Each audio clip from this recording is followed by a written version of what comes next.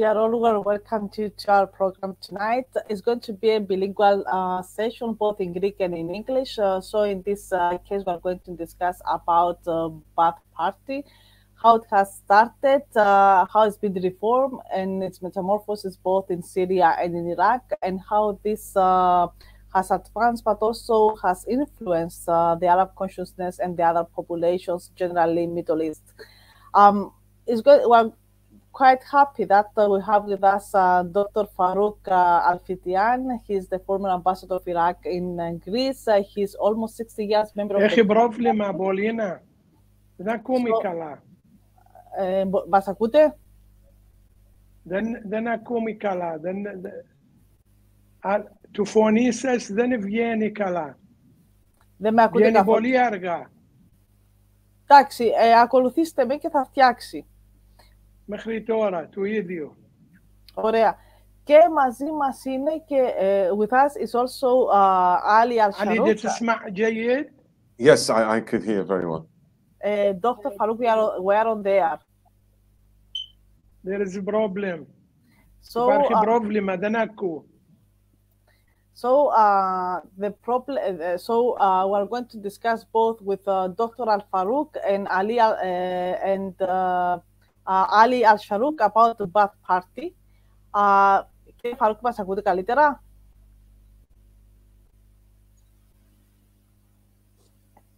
So Dr. Farouk is going to speak in Greek, and at the same time is going to be a translation to Ali Al-Sharouk about the Ba'ath, about what's the part of our conversation, and Ali is going to explain us also what's going on in the Ba'ath Party after the 90s. Dr. Al-Farouk, can you hear us? Εγώ δεν ακούω καλά, δεν ακούω καθόλου. Ακούω πολύ αργά, έτσι, σιγά. Δεν καταλαβαίνω τίποτα. Δεν ξέρω αν με ακούτε. Εμείς σας ακούμε μια χαρά. Αυξήστε τη φωνή. Αυξήστε τη φωνή στο ακουστικό σας, τη φωνή στον υπολογιστή. Ali, maybe you can tell him to turn on the voice of the computer in Arabic. Ακούει πολύ αργά, έτσι, δηλαδή δεν καταλαβαίνω τίποτα. Δυστυχώς. Υπάρχει πρόβλημα. Για να μιλήσει ο Ali να δω. I could hear you very well. I could hear both of you very well. Το ίδιο. Βγαίνει έτσι. Dr. Al-Farouk, there is a problem on the voice. Probably increase the voice. دكتور إذا زيد الفوليوم مال να του κάνω ίσως στο τηλέφωνο βγαίνει πιο καλύτερα. I think general is the volume.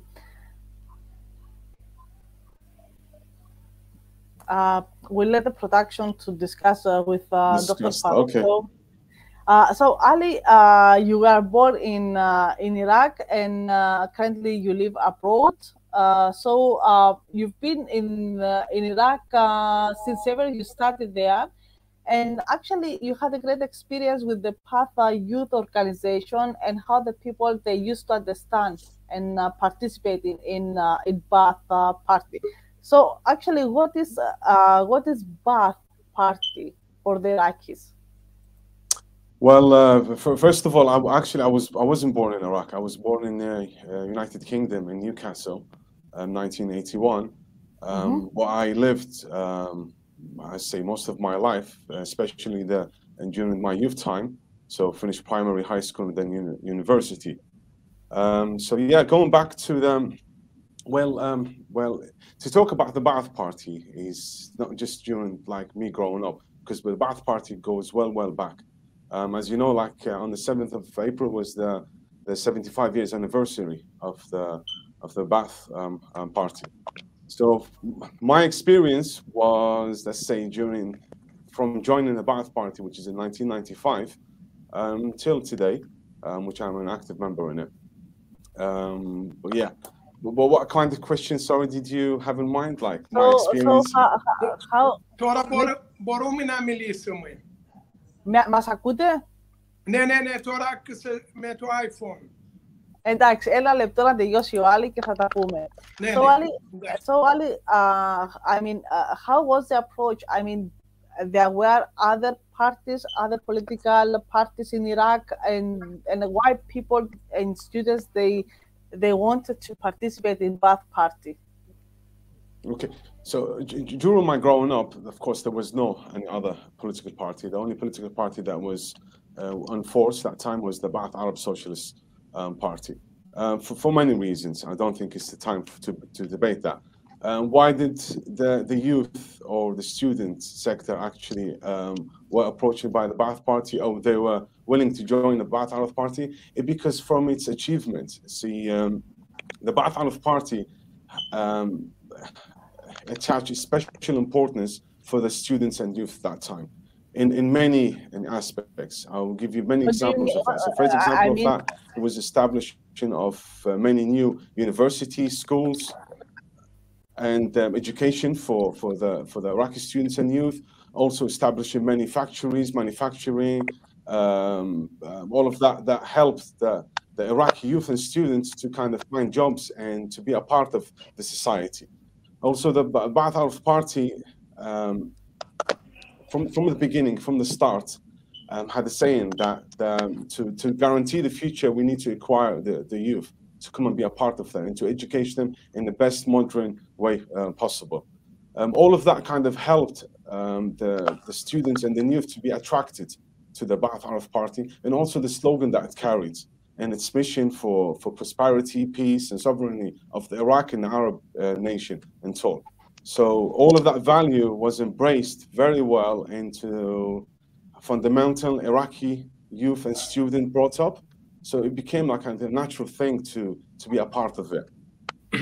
Of course, there was challenges, but that's in general from my experience. So Ali, people, the students, they were quite happy to, let's say, see participating in Ba'ath. Yes. There was a massive participation, let's say. Yeah, they were very happy to participate, but in the same time, it's like not anyone could enter the Ba'ath Party. To become a member of the Ba'ath Party, there is many stages that you have to go through. And of course, the Ba'ath Party will always select the elite of the youth or the students. So not anyone could just come in and become a member of the Ba'ath Arab Party, but there is a lot of organizations that was a part of the Ba'ath Arab Party. One of them was the National Union of Iraqi Students and Youth that was established in 70s after the 17th of 30th of July revolution. As I said, for the importances of the youth sector and students and the characteristics that it holds to develop the country, and from that to be like a strong part of it. And also that's where the leaders of the future usually comes from.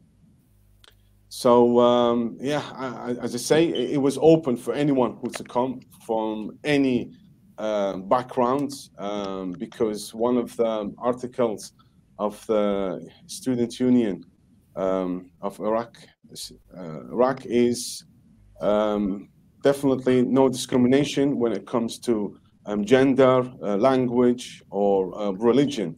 All Iraqis are equal, regardless where they're from. The only thing that you can get equalized from is what can you provide, what can you do to develop the country and to help the society. That's how we were valued. Thank you, Ali. So we'll go to the Mr. Ambassador, and now we're going to have the turn and be explained how the party started, why in Syria and Iran, how it's been developed. The conversation is going to be held in Greek, but at the same time, it's going to be a translation for our Ali for better understanding. And so also most of the audience, more or less, are Greeks. So we have received already many questions about Iraq and about the Ba'ath Party. Κύριε Πρέσβη, αφήνουμε τον Άλλη. Οπότε τώρα θα μας πείτε, γιατί έχουμε λάβει πάρα πολλές ερωτήσεις για το Ba'ath. Λοιπόν, θα ξεκινήσουμε από το πολύ απλά. Έχουμε λάβει, όπως σας είπα, 85 ερωτήσεις Και μάλιστα είναι και πολιτικές, αλλά αφορούν επίσης και τον ίδιο τον Σαντάμ Χουσέιν. Δηλαδή, ο κόσμος θέλει πλέον να μάθει τι συμβαίνει στο Ιράκ. Ό,τι θέλετε και εσείς και οι άλλοι που ρώτησαν, είμαι στην διαθέση σας. Εξαιρετικά. Λοιπόν, θα αρχίσουμε από τα πολύ απλά, όπως τα είπαμε.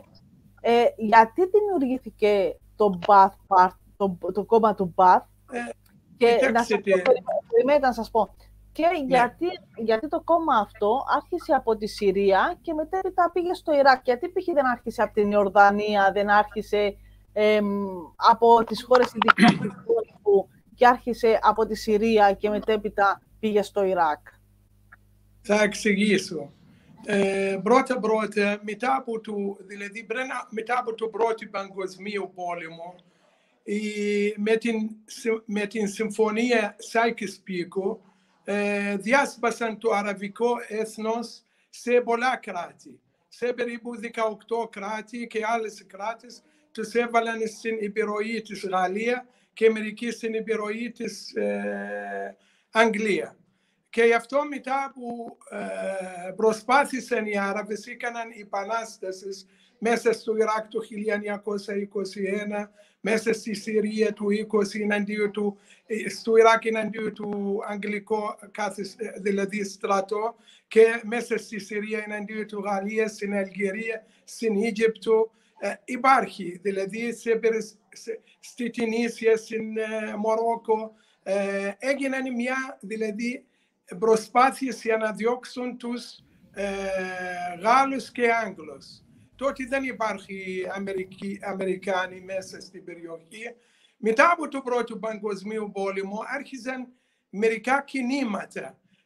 Το Κομμουνιστικό Κόμμα ιδρύθηκε σε μερικά αραβικά κράτη. Το αραβικό έθνο που λέγεται Αραβική Έθνη, μια κίνημα που προσπάθησε να μαζεύει από τους Άραβες.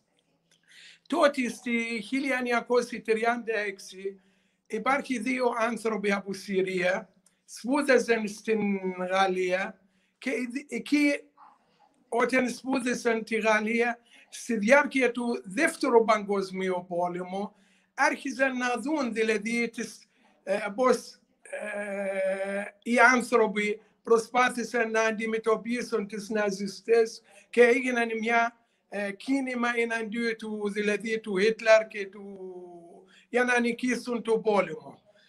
Όταν ήρθαν στη Συρία το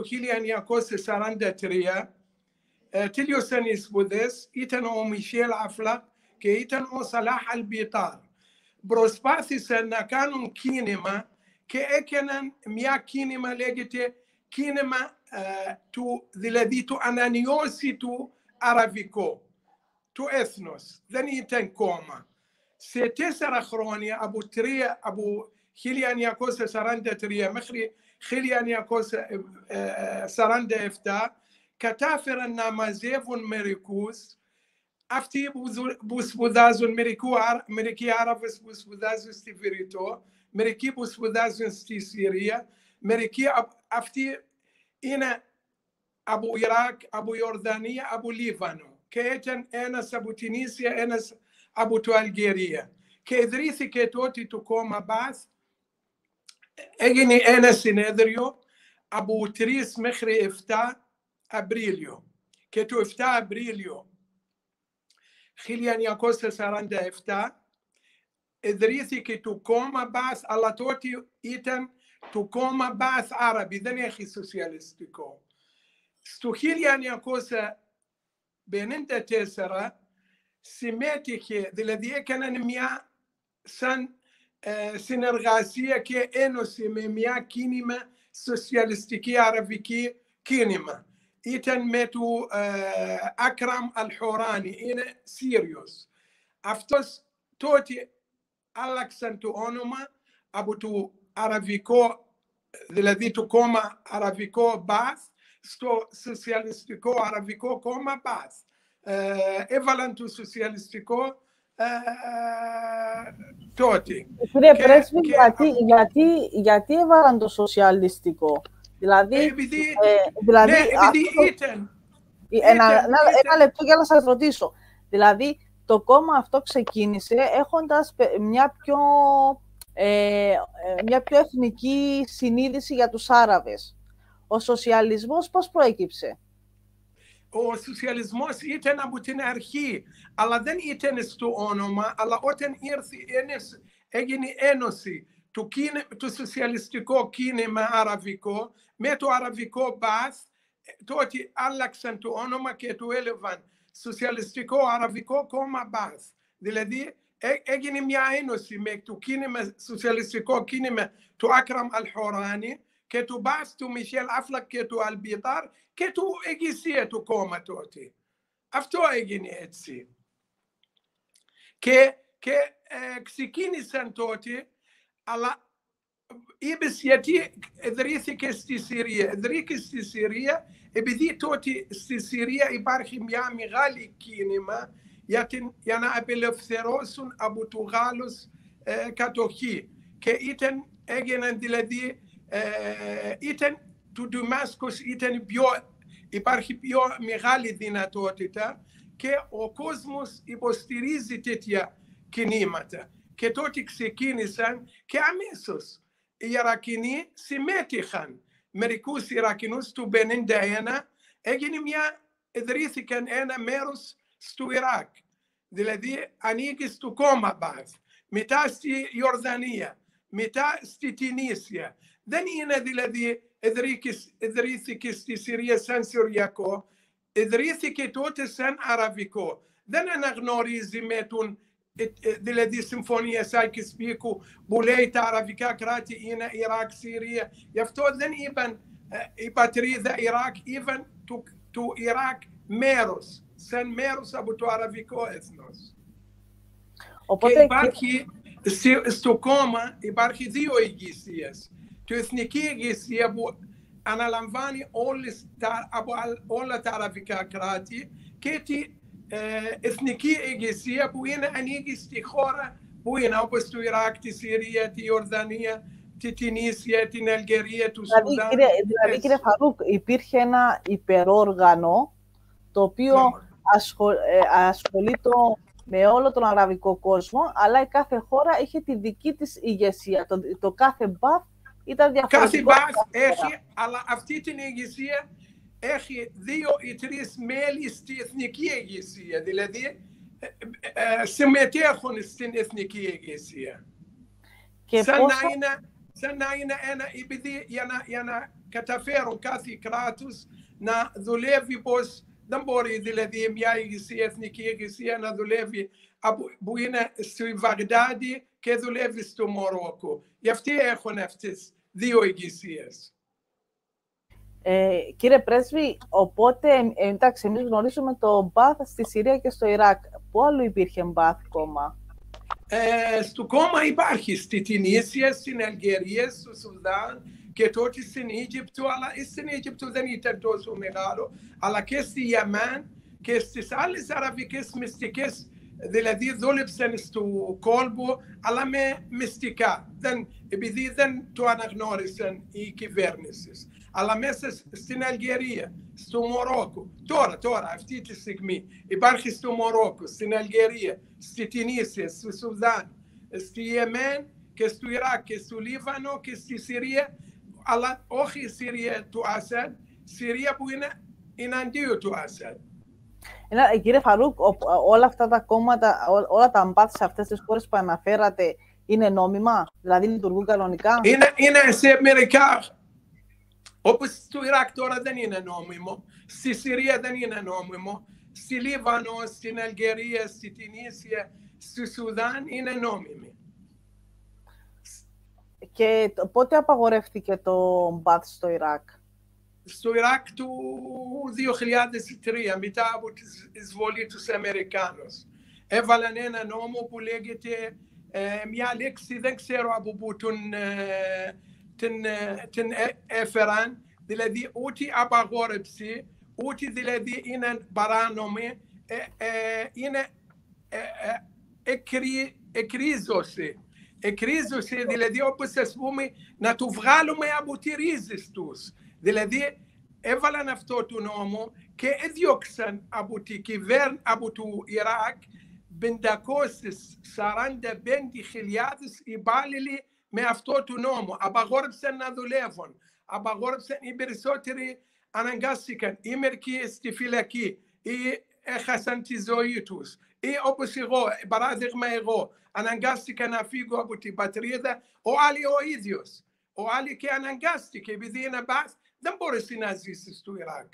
Έβαλαν δηλαδή ένα νόμο που δεν μπορούμε να δουλεύουμε. Δεν μπορούμε τα παιδιά μας να δουλέψουν, να κάνουν αυτό τη λέξη που έβαλαν και το έβαλε ο Μπρέμαρ, ο πρώτος κυβερνήτης Αμερικάνος, και με αυτό το νόμο το έβγαλε το 17 Μάιο του 2003. Με αυτό το νόμο απαγόρευσε ένας Ιρακινός μπαθιστής να δουλεύει σε όλο το Ιράκ. Όχι δηλαδή μόνο στη κυβέρνηση, και μέσα στο Ιράκ. Δηλαδή ούτε έμπορος, ούτε δάσκαλος, ούτε καθηγητής, ούτε δημοσιογράφος. Είμαστε όλοι παράνομοι. Και μέχρι τώρα, μέχρι αυτή τη στιγμή. Γι' αυτό αναγκάστηκα εγώ το 2006 να φύγω από το Ιράκ. Τι να κάνω, αφού τα παιδιά μου δεν μπορούν να δουλεύουν.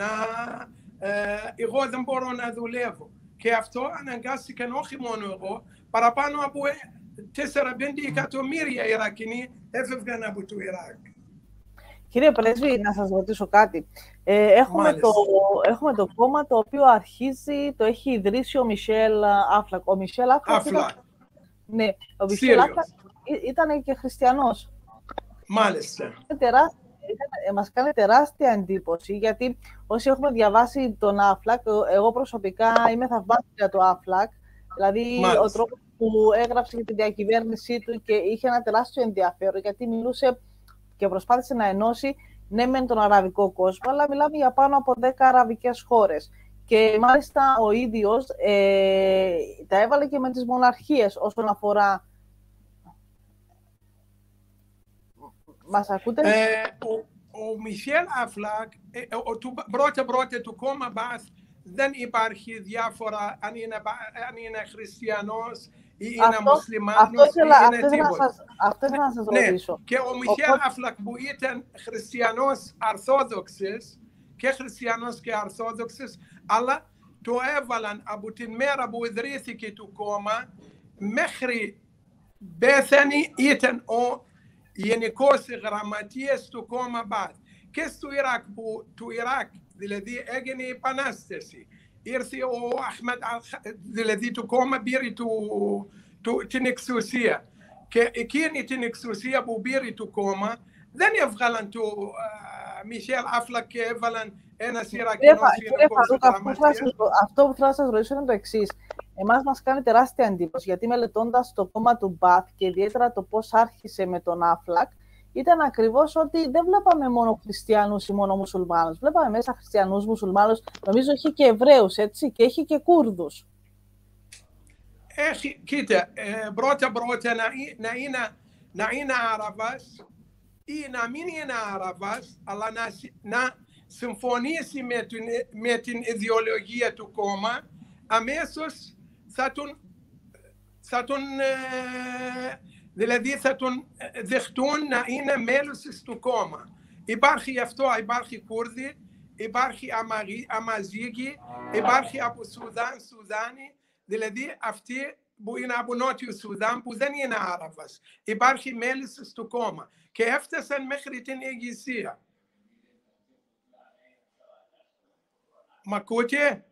Ναι, βέβαια, σας ακούμε. Μιλάμε και με τον Άλλη, άμα χρειάζεται βοήθεια στη μετάφραση, αν και ο Άλλη τελικά καταλαβαίνει πολύ καλά ελληνικά, ως φαίνεται. Λοιπόν, κύριε Πρέσβη, οπότε έχουμε ένα κόμμα το οποίο δημιουργείται και περιλαμβάνει και χριστιανούς και μουσουλμάνους και Κούρδους και τα υπόλοιπα. Λοιπόν, αυτό το κόμμα τι αποδοχή έχει στον αραβικό κόσμο με τη δημιουργία του 66? Είναι το πρόβλημα του τηλέφωνου. Ένα λεπτό μόνο. Μπορείς να μιλήσεις με το Άλλη 2 λεπτά? So Ali, coming back to to our conversations is that I was discussing with the ambassador. Yes. Understanding our conversation before, though you understand perfectly Greek, as we can see. So the point is, what I mean by the creation of this party that I mean was incorporated not only Muslim but also Arabs, Christians, Jews, and the rest. What it was, I mean the let's say the acceptance in the Arab people. Well, you know what? To answer this question, it depends actually what kind of acceptance. Please What I mute would, your WhatsApp. yeah, but what I could say is the Ba'ath Arab Party, like born during a struggle that I think Dr. Farouk actually mentioned early on, and this struggle was equal with all, let's say, the Iraqi citizens, with despite and the class they are from or the background they are from. So that's how the Iraqis or the Arabs in general joined it, because they found it as like the light in the end of the tunnel, which for us is the unity of the Arab nations from the Pacific Ocean till the Atlantic Ocean till the Arab Gulf. And when you look at the map of the Arab homeland, it's not just Arabs who live in this land. You have Kurdish lives, you have Yazidis, you have Turkmen, you have Arabs, and you have different faith and religion. So the Ba'ath Arab Party was an umbrella to embrace all of these different varieties to become Ali, one strength. in your times back in the 90s, it was easy, for example, for a Christian to be within the Ba'ath youth associations and become a leader in the youth association. Definitely, because Paulina, the second article of the National Union of the Iraqi Students and Youth is without any discrimination of your background, your language, your race, your religion. So yeah, definitely, there was many of my comrades who are from different faiths and different backgrounds. I could even give examples for that. There was no problem with that. I mean, you're more than welcome to do that. Yeah, there was no of that, and till today, because like if you look at the Iraqi society is combined from different varieties. Like there's Kurdish, as I said, there's Turkmen, there's Arabs, there's Christians, there's Yazidis, there's Sabi'is, and all of them are Iraqi citizen. So as long as you're an Iraqi citizen, as long as you're an Arab citizen, or you embrace the values of the National Students Union of Iraq, you could easily become apart from it. And to come apart from it, by the way, it's by an election. So your comrade students who will elect you to take this role. So, and this elections actually starts from the high school.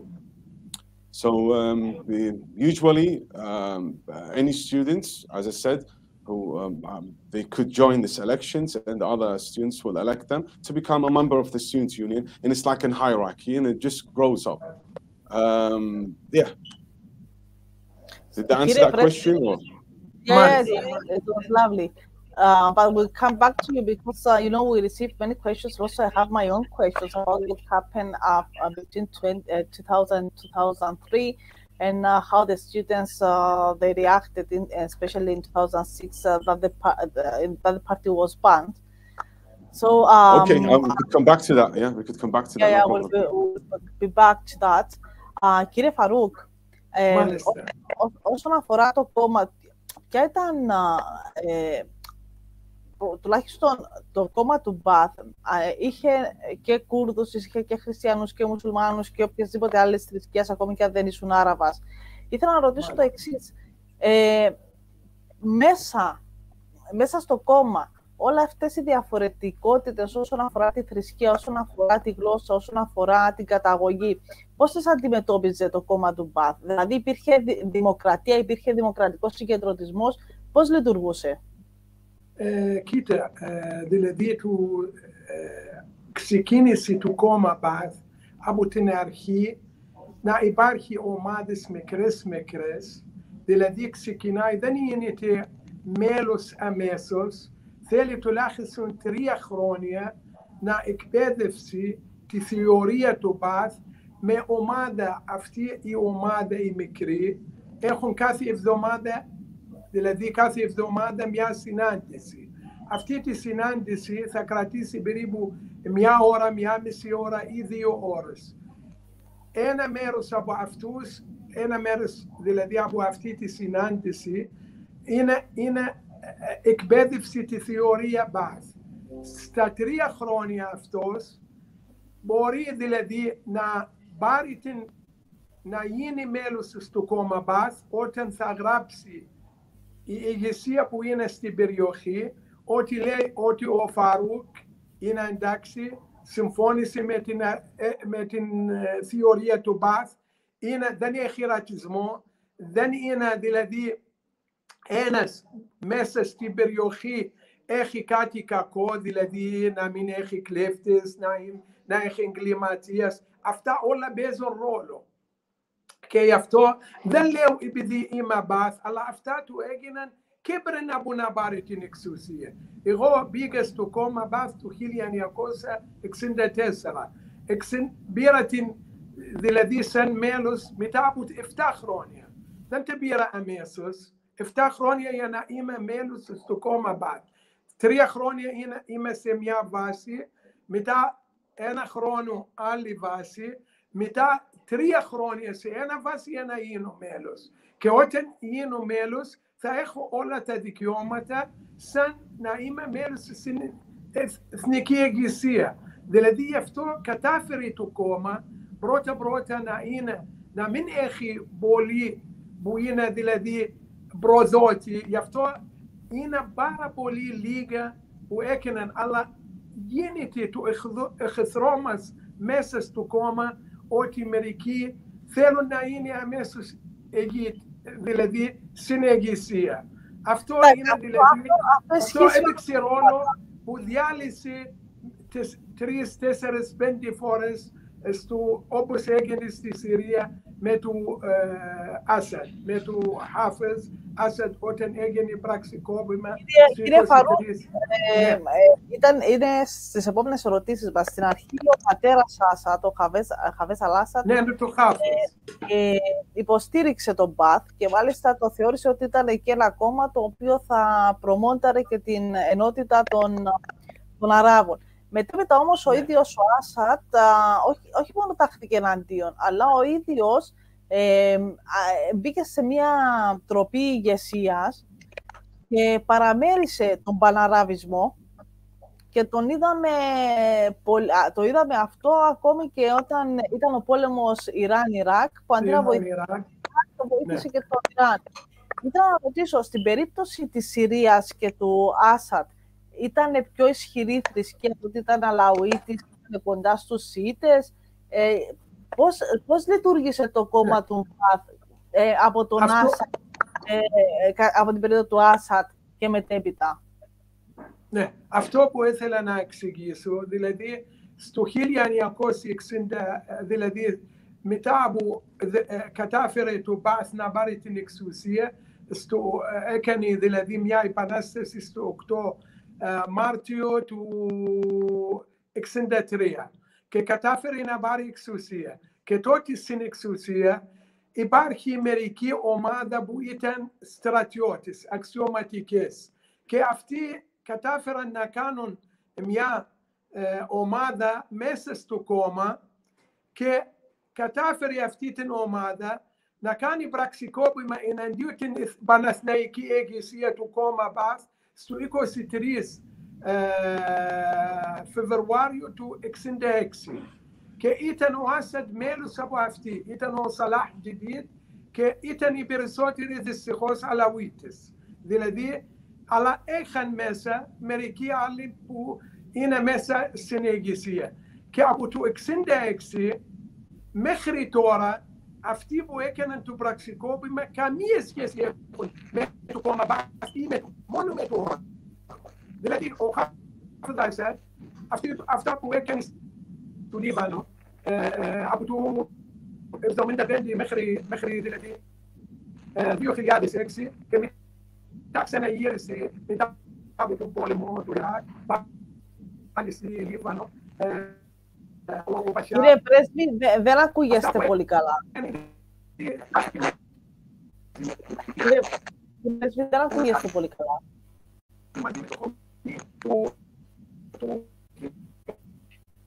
Ali, my question is, in this case, is I mean, taking from the ambassador, what is the situation? If we go back to the time that you used to be in the association of Baath Party, what is the situation? I mean, there was a kind of collaboration between the Baath unions and in Iraq and the Baath unions in Syria. Also, please unmute yourself. I'll be honest with you. I like during my time, I'm not really fully like fulfillment or understanding about if there was any collaboration between the two Baath Party teams. But I was aware there was like totally. No, I mean from the youth perspective. At least no. Even from the youth perspective, there was no any ties with the Syrian. But we used to get the Arab youths, which Syrian members are part of it, or the Syrians were part of this Arab youth, and they used to come and do conferences in Iraq and Baghdad and Mosul, my city. So because as I said again, it's like one of the reasons of this establishment of the National Union of the Iraqi student youth is to embrace the values among the Arab students throughout the Arab world land, and also for the students around the world. For prosperity and for the development from all sides. So the student union didn't really took that conflict in I would say in the big series. So I would say there was collaboration, but I wouldn't say there was very close collaboration within the governments or the student union of Iraq and the student union of Syria. But within the umbrella of the Arab League, yes, there was collaboration. So I mean, for you, and especially. Coming to 2003, could you feel any kind of solidarity from the other Arab youth unions that they will support you against this invasion of the United States in the country? Yeah, definitely. See, this struggle now, it's in the second decade, so it's 20 years. Till today, we find solidarity from all most of the Arab students. In which perspectives do you find solidarity, Ali? Solidarity, it depends on how you approach it. So, for example, the solidarity that we want from them is to embrace our views, to support us in kind of reaching our voice out to the many people, mass people that we can, to understand our struggle, our situation. That's what we want from them. Like, not so, more Ali, what was your big struggle that time back in 2003? I mean, as a member of the Baath Party, you used to be in the elites and the leadership of the youth unions. What was the challenge, the biggest challenge you could face that time? You see a whole generation and the United States are invading. I mean, the country is almost something like 30 years after the war with Iran. I mean, it's facing quite a lot of economic problems. So what was the biggest challenge as a youth that you could face that time? If we talk in particularly about 2003 and after 2003, the first challenge was the invasion and the shock of the invasion, because it's something finding your invaders and enemies on your front doors. That was not an easy situation, and also the Baathification of the Baath Arab Party, and also the dismantle of the student union. By the way, the National Union of the Iraqi Students and Youth was dismantled in 2003 by Bola Bremer's one of the laws. So even the student union and all the youth activities was banned in Iraq at that time, and there was sentencement, and there was also danger for carrying out any activities for your life, for your safety. It wasn't easy. It took quite a time for us to understand how to work with this new reality. But the challenges was getting bigger and bigger. Like the longer the invasion and longer the occupation force was on the ground, they were getting more stronger. So in the end, we had to start working underground and supporting in educating the Iraqi people and the Arabs, or even the world, about the struggle that we're going through. It was never an easy task, and also the block that we had from the outside world. Because don't forget, Iraq, from 1990 to 2003, we had sanctions, and this sanctions was a very hard sanctions. Anything related for development, enhancement of the Iraqi life was banned from entering Iraq. And the best simple example of that, the pencils, the normal pencils, that you weren't allowed to import them. Even computers, the computers started to come back in Iraq in year 2000. That's how serious it was. And those computers has to come in from different channels, not through for either smuggling them into the country or whatever, because everything was banned through during the sanctions. So after all of that period, coming into 2003, it was quite difficult to face a massive invasion led by the United States of America and its allies. It was never an easy task. But with the willingness and the power and the belief of our struggle, we did our best. We went out in many demonstrations against the occupation that time. We tried to educate the populations. There was an army resistance by the students that time against the Americans. See, like one of the, during the 2003 war, I was a part of the youth army, but because we were in the north sector, we didn't had any military combats. And after the dismantling of the Iraqi army, also the youth were dismantled. Was there any other military activities carried out by the students? There's something I cannot comment on. Maybe there was, but from the close circle, from our belief, was mainly for our political sense and our political movement to try and to change. Ali, I mean, did the party or the youth were informed that an invasion is gonna occur? I mean, you were expected this invasion? Yes, we were expecting this invasion. We had a preparation for 6 months. I remember, because that time I was the president of the student union in the Mosul University. So one of our meetings that we had is for us to prepare for 6 months. So we had to have 6 months of food with us and supplies. But as you know, that the war only lasted for just under a month or just over a month. So there was preparation. We had so many plans and scenarios. If this happens, plan B, plan C, plan A.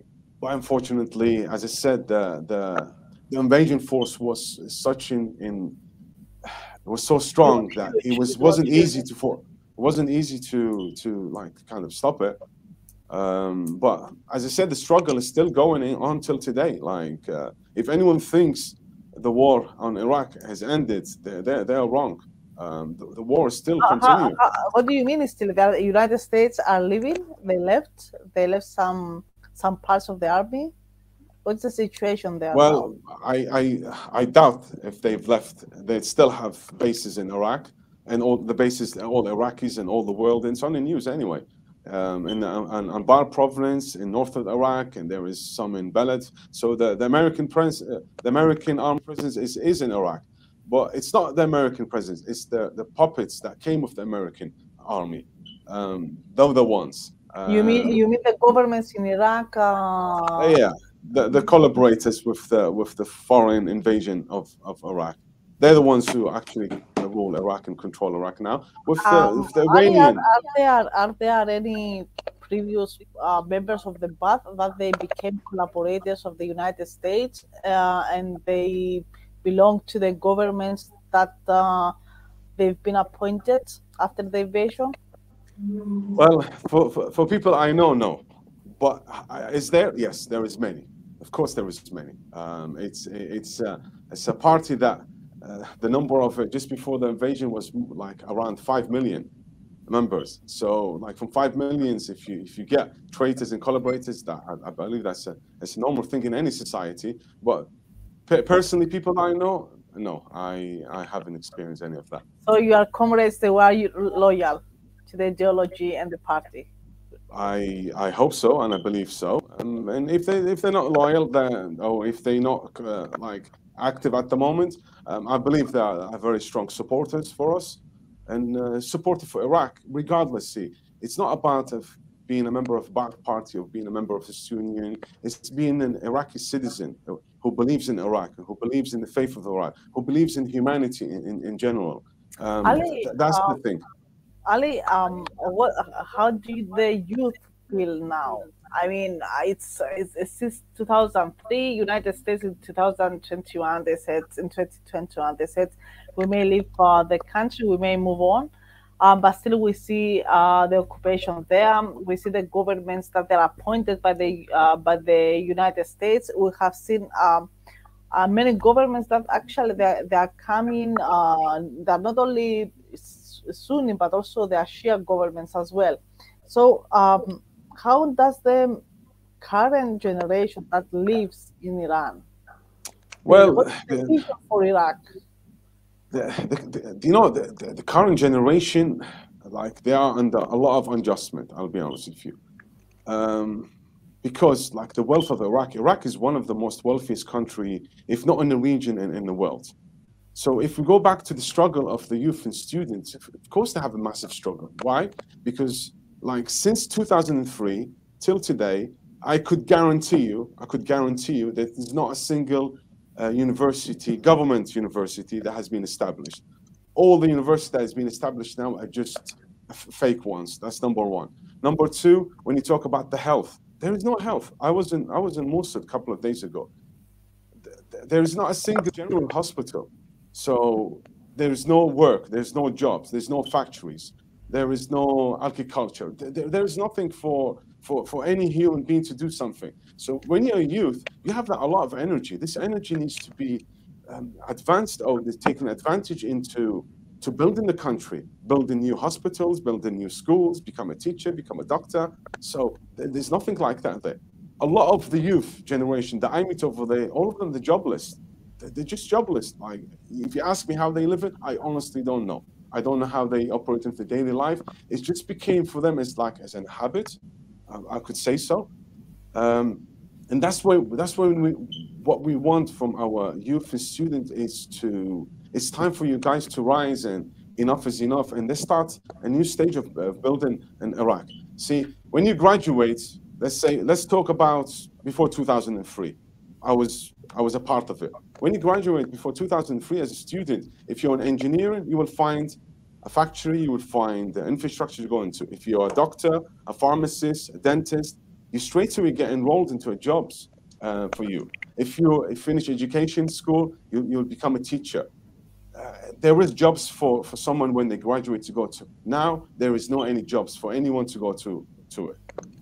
In the 1990, we call it al-Ma'arik, the mother of all battles. It's called the Second Gulf War, whatever it's called. Iraq was totally destroyed. The infrastructure of electricity was. You mean the war with Kuwait? Yeah. The war, yeah. At 91. 1991. Who do you think built Iraq? Who built Iraq was the students, the youth, the workers, the professors, the scientists, the Iraqi people who built Iraq. They built it from scratch, and they developed that knowledge that was acquired during the Ba'ath Party. It's one of the achievement of the 17 to 30 July revolution, where a lot of students used to go out and study. I remember my dad once time told me there was at least 5,000 students just in the United Kingdom studying for various positions, from engineering to dentistry to doctors to science, everything. And those who went back, who developed the country. So there was something. For now, there is nothing for the youth. So I will go back to the hierarchy of needs, Maslow. Maslow has a hierarchy of needs. Say, if you don't have the base ready with the physiological needs, you can't go for the self-actualization of self-esteem and those basic things is food, shelter, and and marriage, or having a normal life. Food, like you need to have a job. There is no jobs, or the jobs are very hard to get. shelters is to have a decent home or a place that you could live or you could belong into, which doesn't exist also. Because like if you have noticed in Iraq, especially in the, or let's say the northern sector, or even the south sector of Iraq, there hasn't been any infrastructure or building.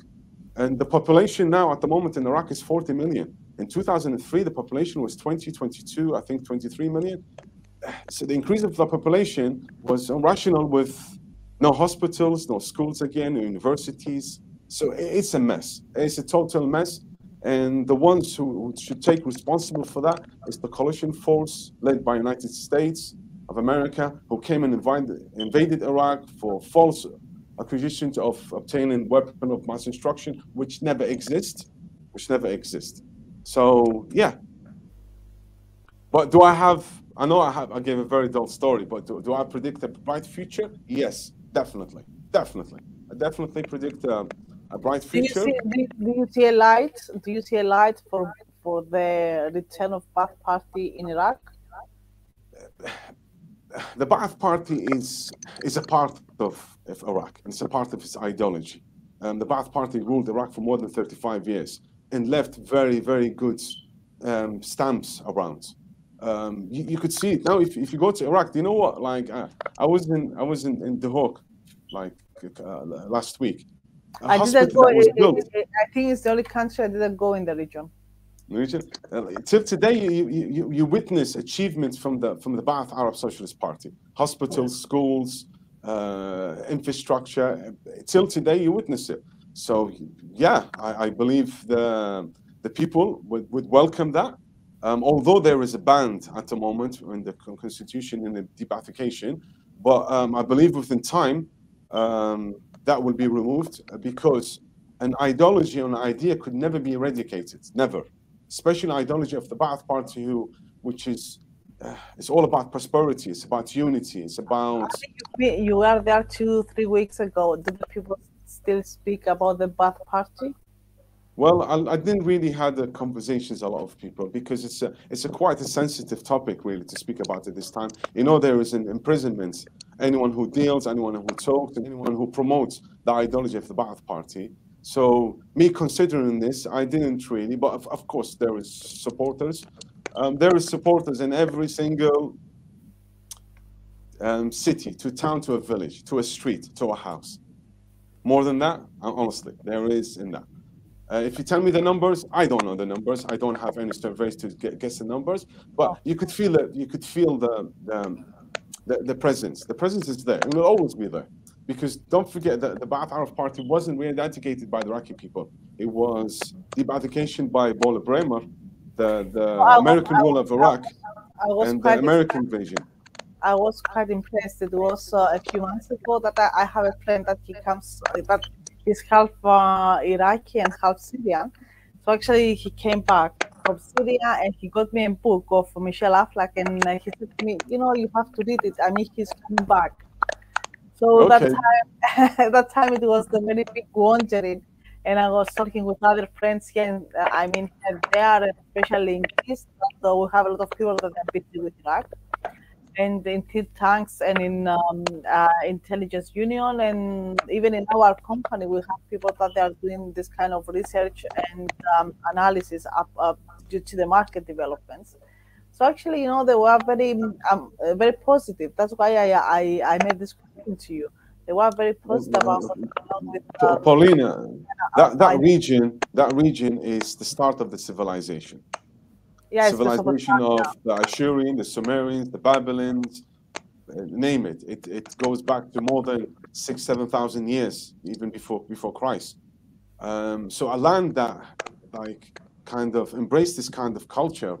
We will keep it. And the Ba'ath Arab Socialist Party came out of these ruins to create a new future, a bright future for the Arab nations in unity. And why not? The Europeans have the European Union.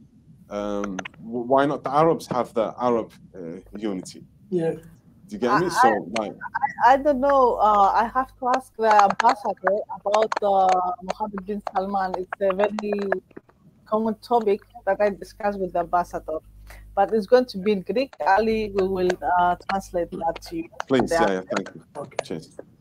Σουκράν. Κύριε Πρέσβη, τι θα γίνει, θα κάνει ο Μπιν Σαλμάν την αραβική, θα κάνει τη διαφορά με ένα κοινό αραβικό σύνδεσμο, ο Μπιν Σαλμάν? Κοίτα, δεν θέλω να μιλήσω ούτε για Μπιν Σαλμάν ούτε για άλλους, αλλά κανένας από αυτούς στην πραγματικότητα δεν θα μπορέσει να κάνει τίποτα. Επειδή οι περισσότεροι αυτοί έχουν υπογράψει συμφωνίες με την Αμερική ή με την Αγγλία και δεν μπορέσουν να φεύγουν από αυτές τις συμφωνίες που είναι.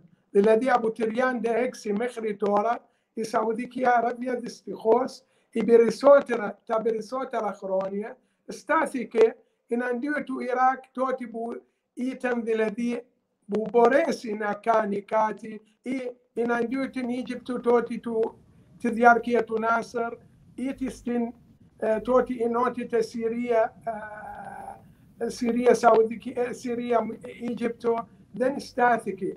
Εγώ πιστεύω ότι η νεολαία του Άραβας, του αραβικού έθνους, τα κινήματα, εκεί αν ξεκινάνε, τότε το Ιράκ προσπάθησε το 71, 72, 73 και μέχρι το 90 πριν από να γίνει το κουβέντ στο συνέδριο της Βαγδάδη που έγινε στο Μάρτιο, 26 Μάρτιο του 90, δηλαδή πριν από 5 μήνες πριν από το πρόβλημα του κουβέντ.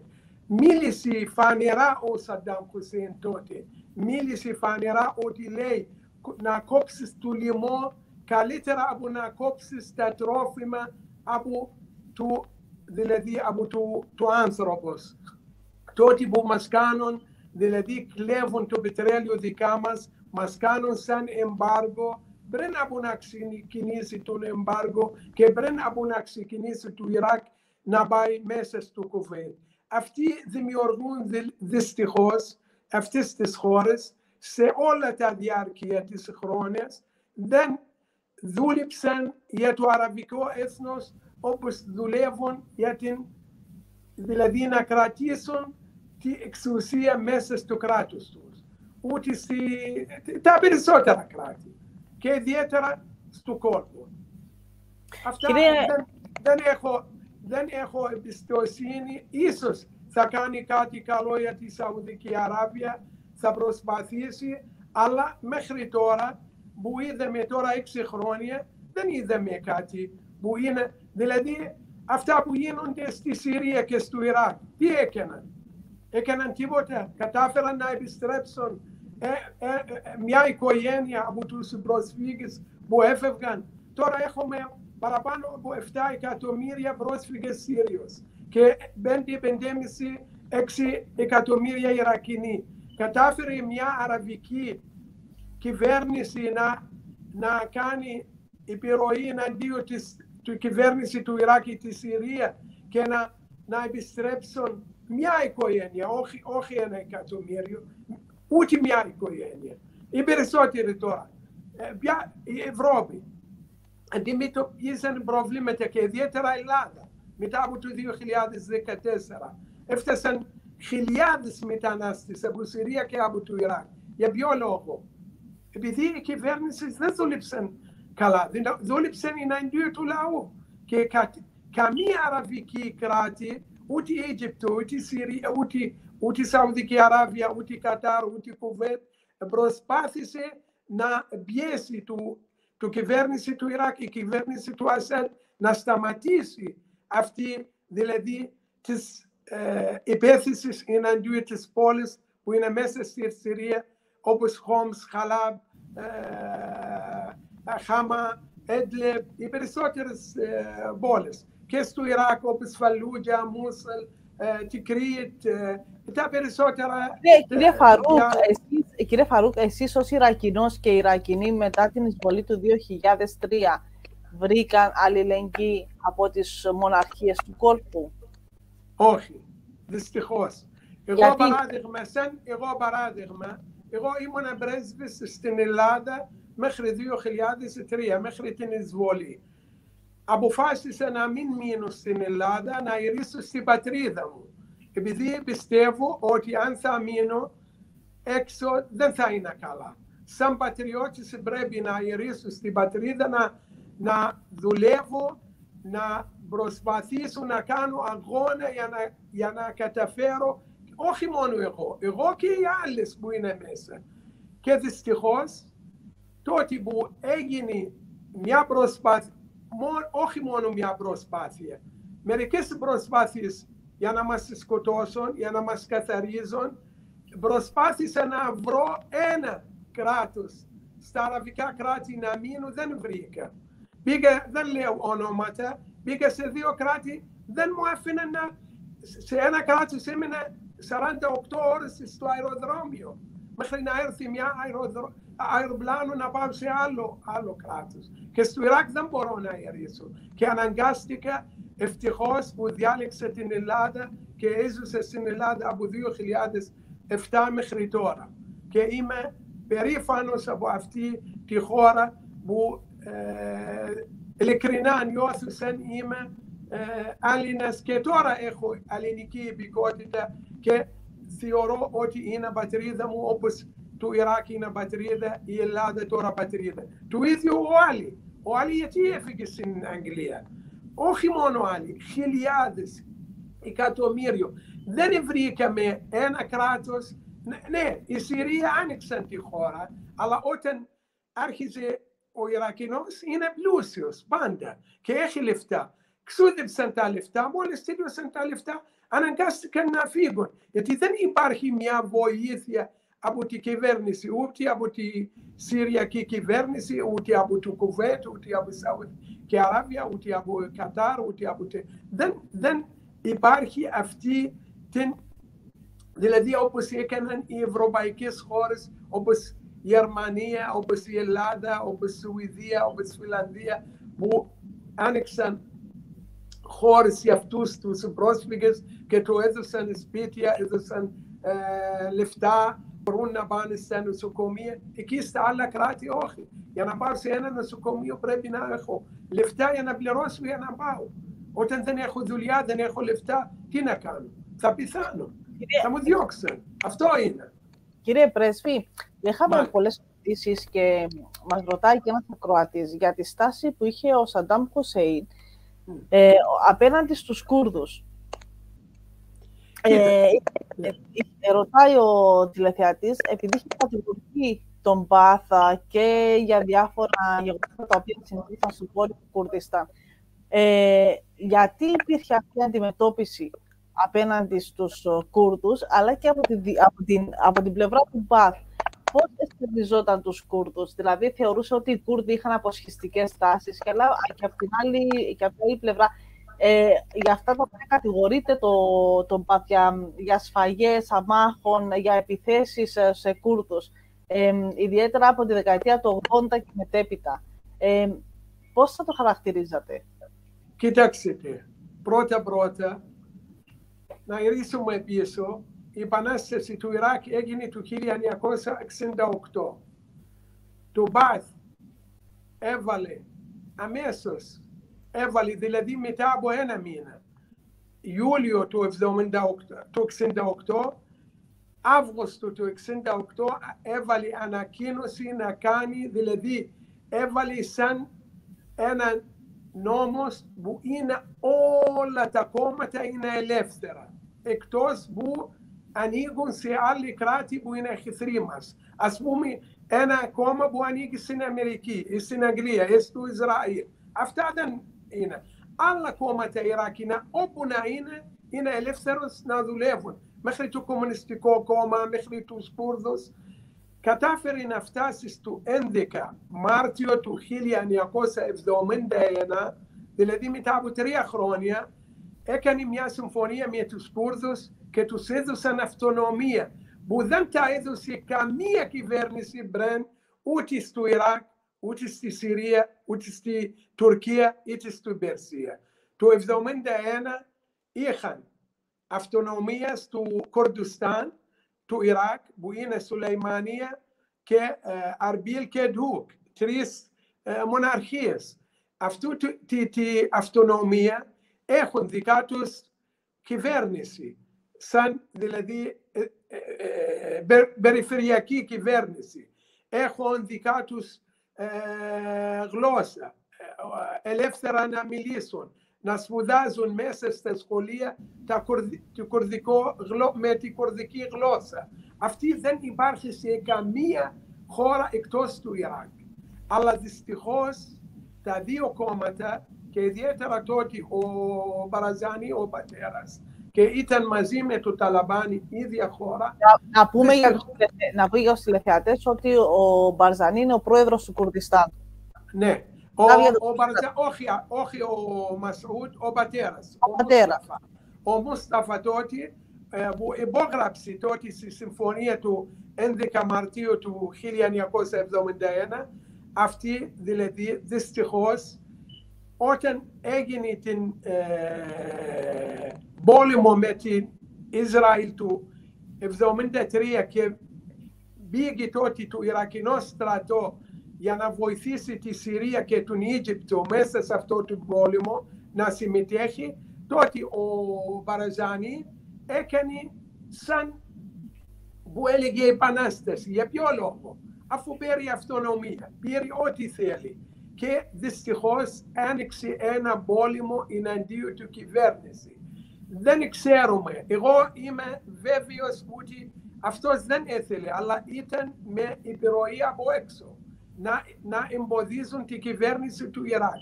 Γι' αυτό χάλασε οι σχέσεις με το Κουρδιστάν, όχι με του λαού, αλλά μόνο με του Μπαρζάνι και Ταλαμπάνι. Αλλά η αυτονομία έμεινε. Μέχρι το 1990 υπάρχει αυτονομία στο βόρειο Ιράκ. Έχουν τη δικά τους γλώσσα, πανεπιστήμια, σχολεία, δηλαδή και μέσα στο Ιράκ είναι Ιρακινός. Δηλαδή έχουμε αντιπρόεδρος, ο Τάμου Χιτίν Μαρούφ ήταν Κούρδος. Ήταν αντιπρόεδρος δημοκρατίας. Ναι. Για τις επιθέσεις τις οποίες καταλογίζουν στον Μπαθ το 1988, δηλαδή... Ναι, αυτά που έλεγα ότι οι Μπαρζάνι και ο Ταλαμπάνι ξεκίνησαν να κάνουν ένα πόλεμο, αλλά όχι σε όλη την περιοχή, μπήκαν στα βουνά. Και ποιος τον βοηθάει? Βοηθάει η Περσία, βοηθάει η Ισραήλ, βοηθάει η Αμερική.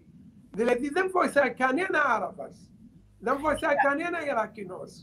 Να σας πω κάτι, απλώς αυτό το οποίο αναφέρονται στις επιθέσεις που έγιναν το 1988, είχαν γίνει επιθέσεις δηλαδή από την πλευρά του Μπαθ? Όχι.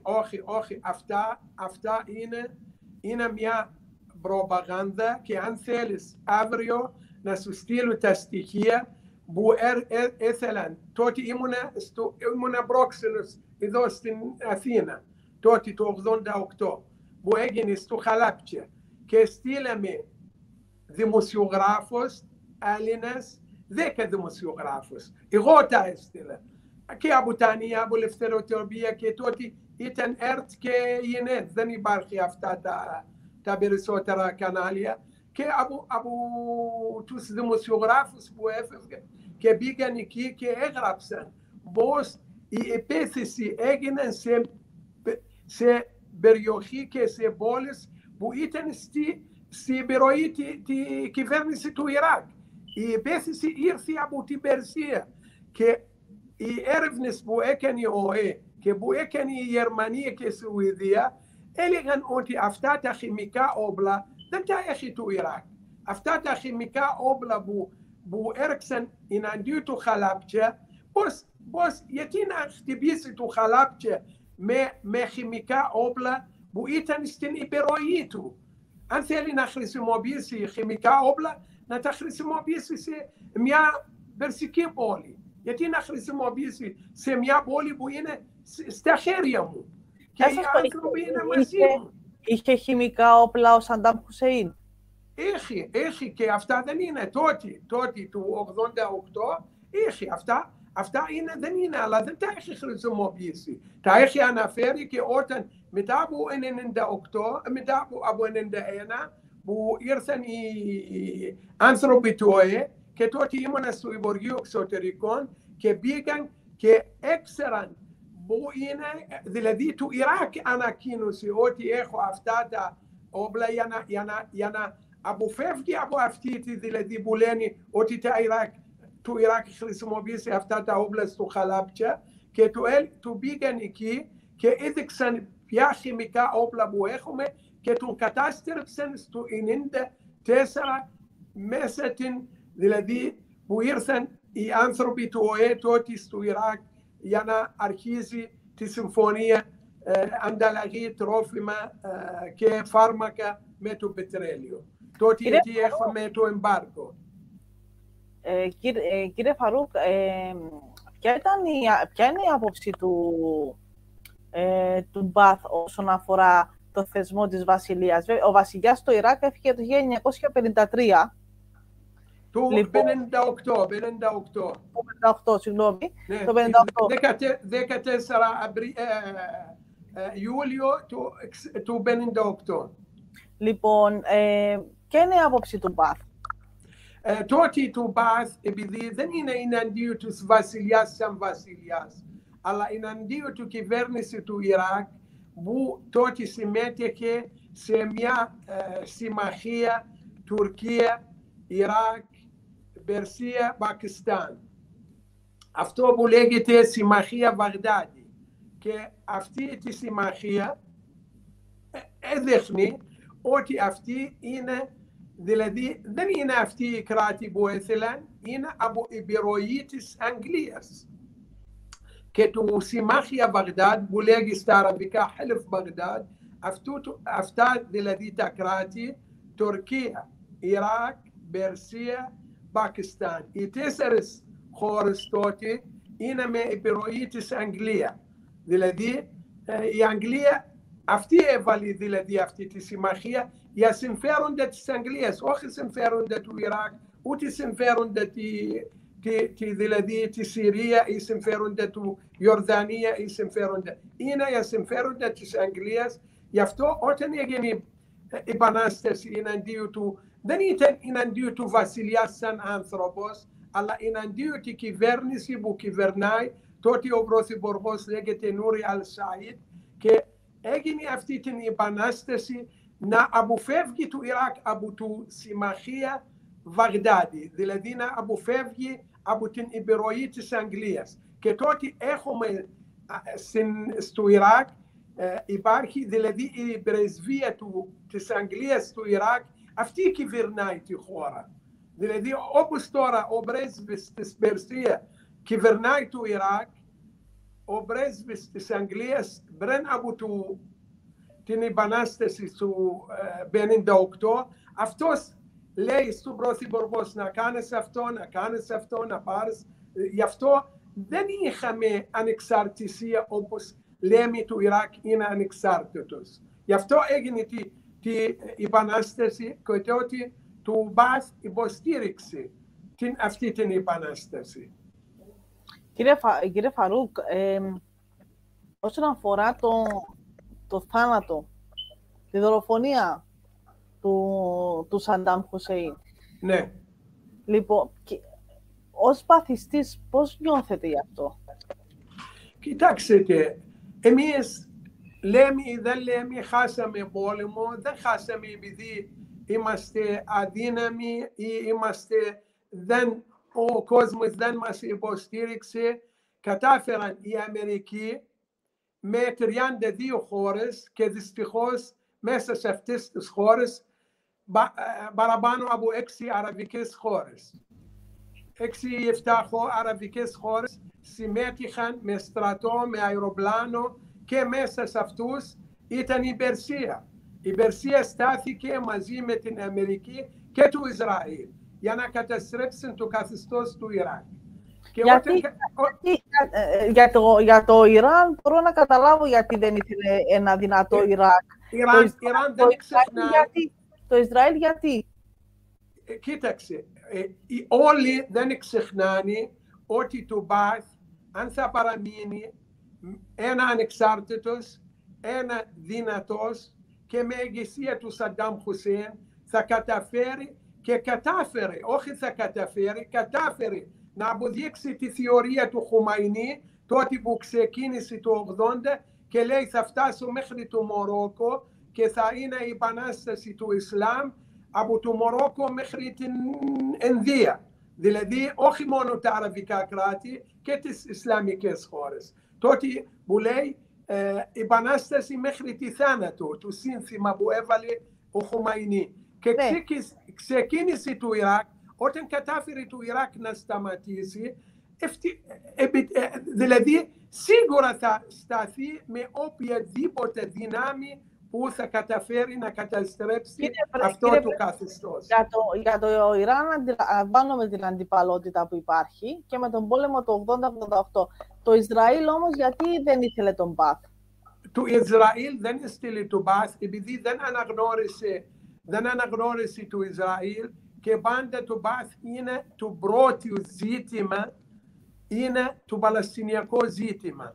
Το πρώτο πρόβλημα που κοιτάει είναι το Παλαιστινιακό. Γι' αυτό λέει δεν αναγνωρίσει το Ιράκ 35 χρόνια που κυβέρνησε το Ιράκ, ποτέ δεν συμμετείχε σε ένα συνέδριο ή έχει καμία σχέση με ένα κόμμα, Ισραηλινό κόμμα. Γι' αυτό θεωρεί η εισβολή δηλαδή τους Ισραηλίτες εναντίον του Παλαιστίν, όπως ας πούμε όποιος Έλληνας κοιτάει την εισβολή της Τουρκίας στο βόρειο του Κύπρου ή στο Αχουάζ.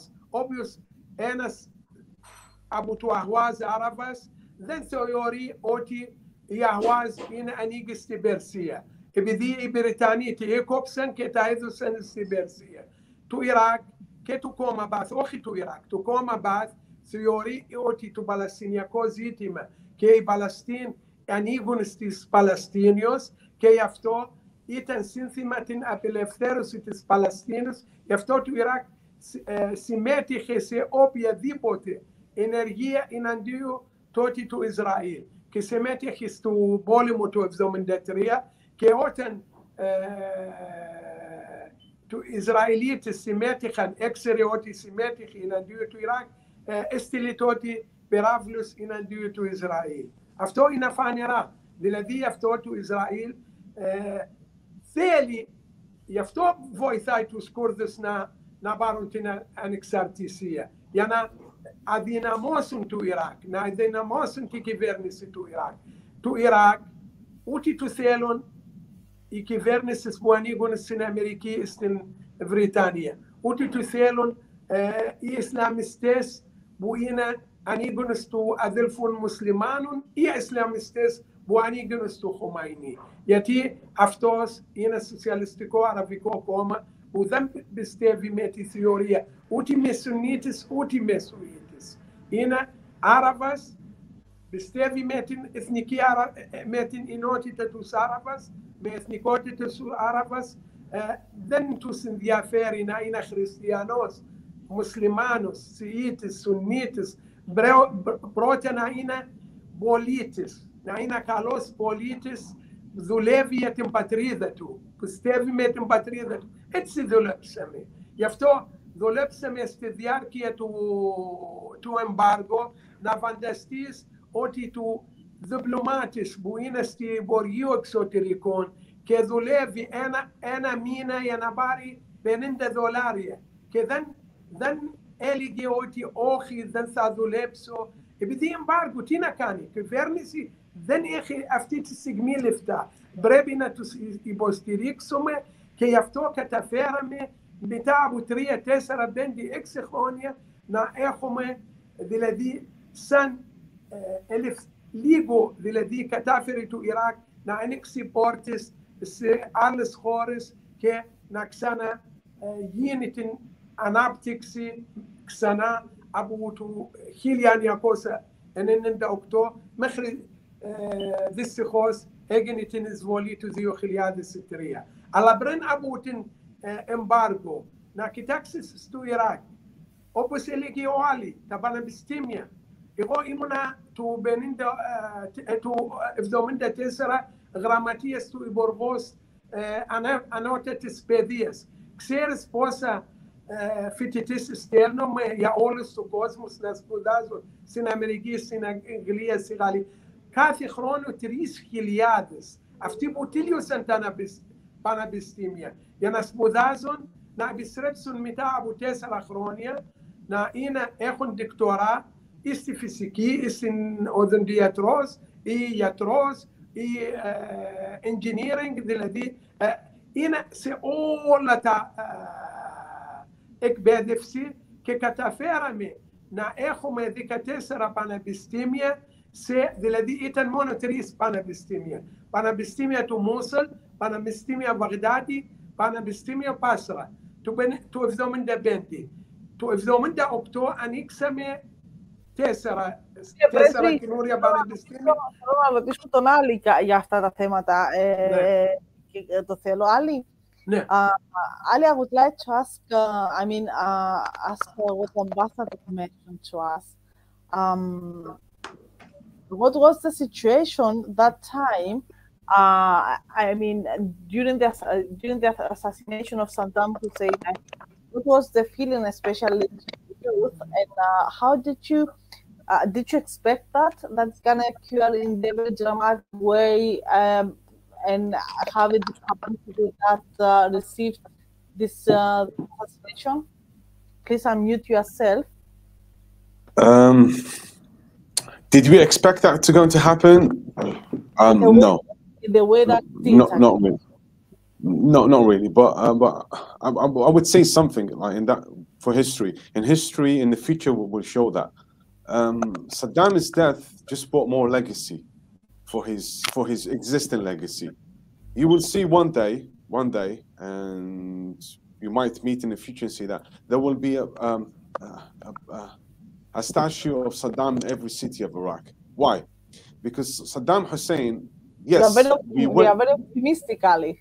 I'm very optimistic because I'll tell you something about that. When God bless Saddam Hussein, when he was asked, why did you put yourself in a war like this against the United States, a war that you know that you would never become a victor out of it because it's such a big, powerful thing. Saddam's answer was, so I could show the generation that would come after me that there was a leader and there was a nation that stood against tyranny. This is the most important thing. This is the biggest lesson for the next generation to learn. Yes, they came to our country. Yes, they destroyed it. We didn't go 10,000 miles to America to destroy anything. They came to us. They will leave. Sooner or later, they will leave. And Iraq will stay for Iraqis and the Arabs and the nations who live within Iraq. So you saw the execution anyway. The execution was shameless and shameless. A prisoner of war he wasn't even like even the court or the judge. It was just a joke from the beginning till the end. And this, as you say, I don't know how that play was of course enforced by the United States and the coalition force, and also by Iran, because they had to have some excuses to kind of justify the invasion of Iraq. We are proud of the president Saddam Hussein. We will always be proud of him.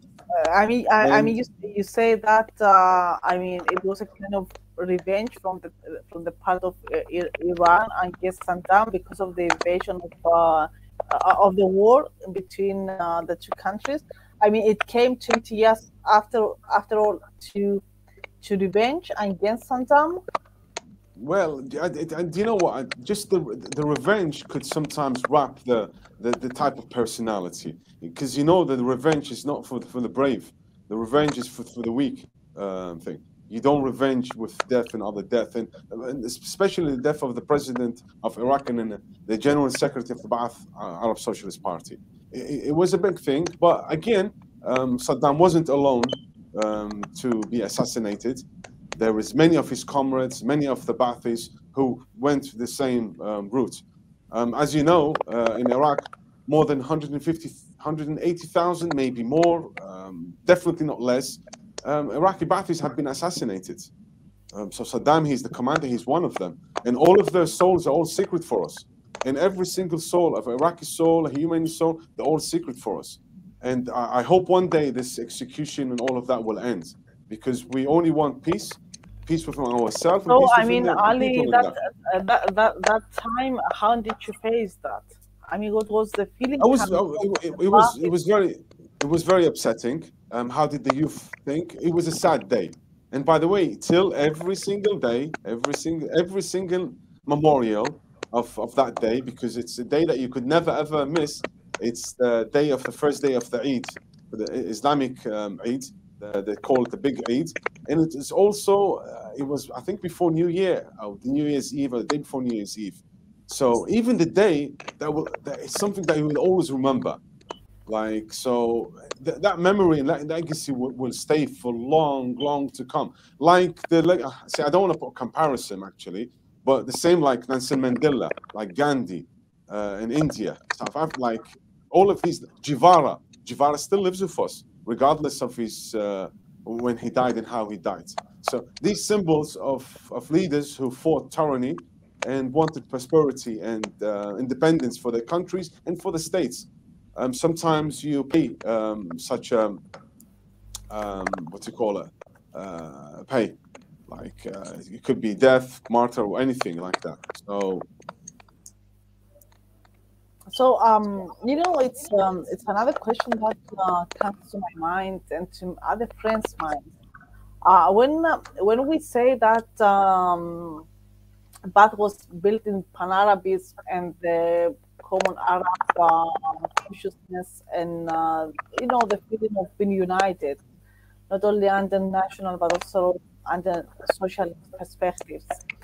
Um, how the end of the war between Iran and Iraq ended in '88, so it was so far from the time that you used to be president in the youth association. How did you? What was the teachings and the narratives from the Ba'ath Party to the youth of the party? I mean, what did they used to say about that war? Because I know from Iranians that they had a lot of losses. I've been in Iran. I know the martyrdom. I know all these memorials, and for them it's a huge issue. Until now, they claim that they have veterans, and of course they claim most, that they had injuries, and even their health is very good position. So, what's up from the part of Iraq into this war? I know that Iranians, they say that there was an invasion the 22nd of September in 1980. Iraq says that before that there were strikes by Iranian air forces, and actually Saddam, he was in a response of these airstrikes into the Iraqi soil. So, what was the teaching and the narrative of Iraq? See, Pauline, I was born 2 years later after the start of that war, the Iran-Iraq war.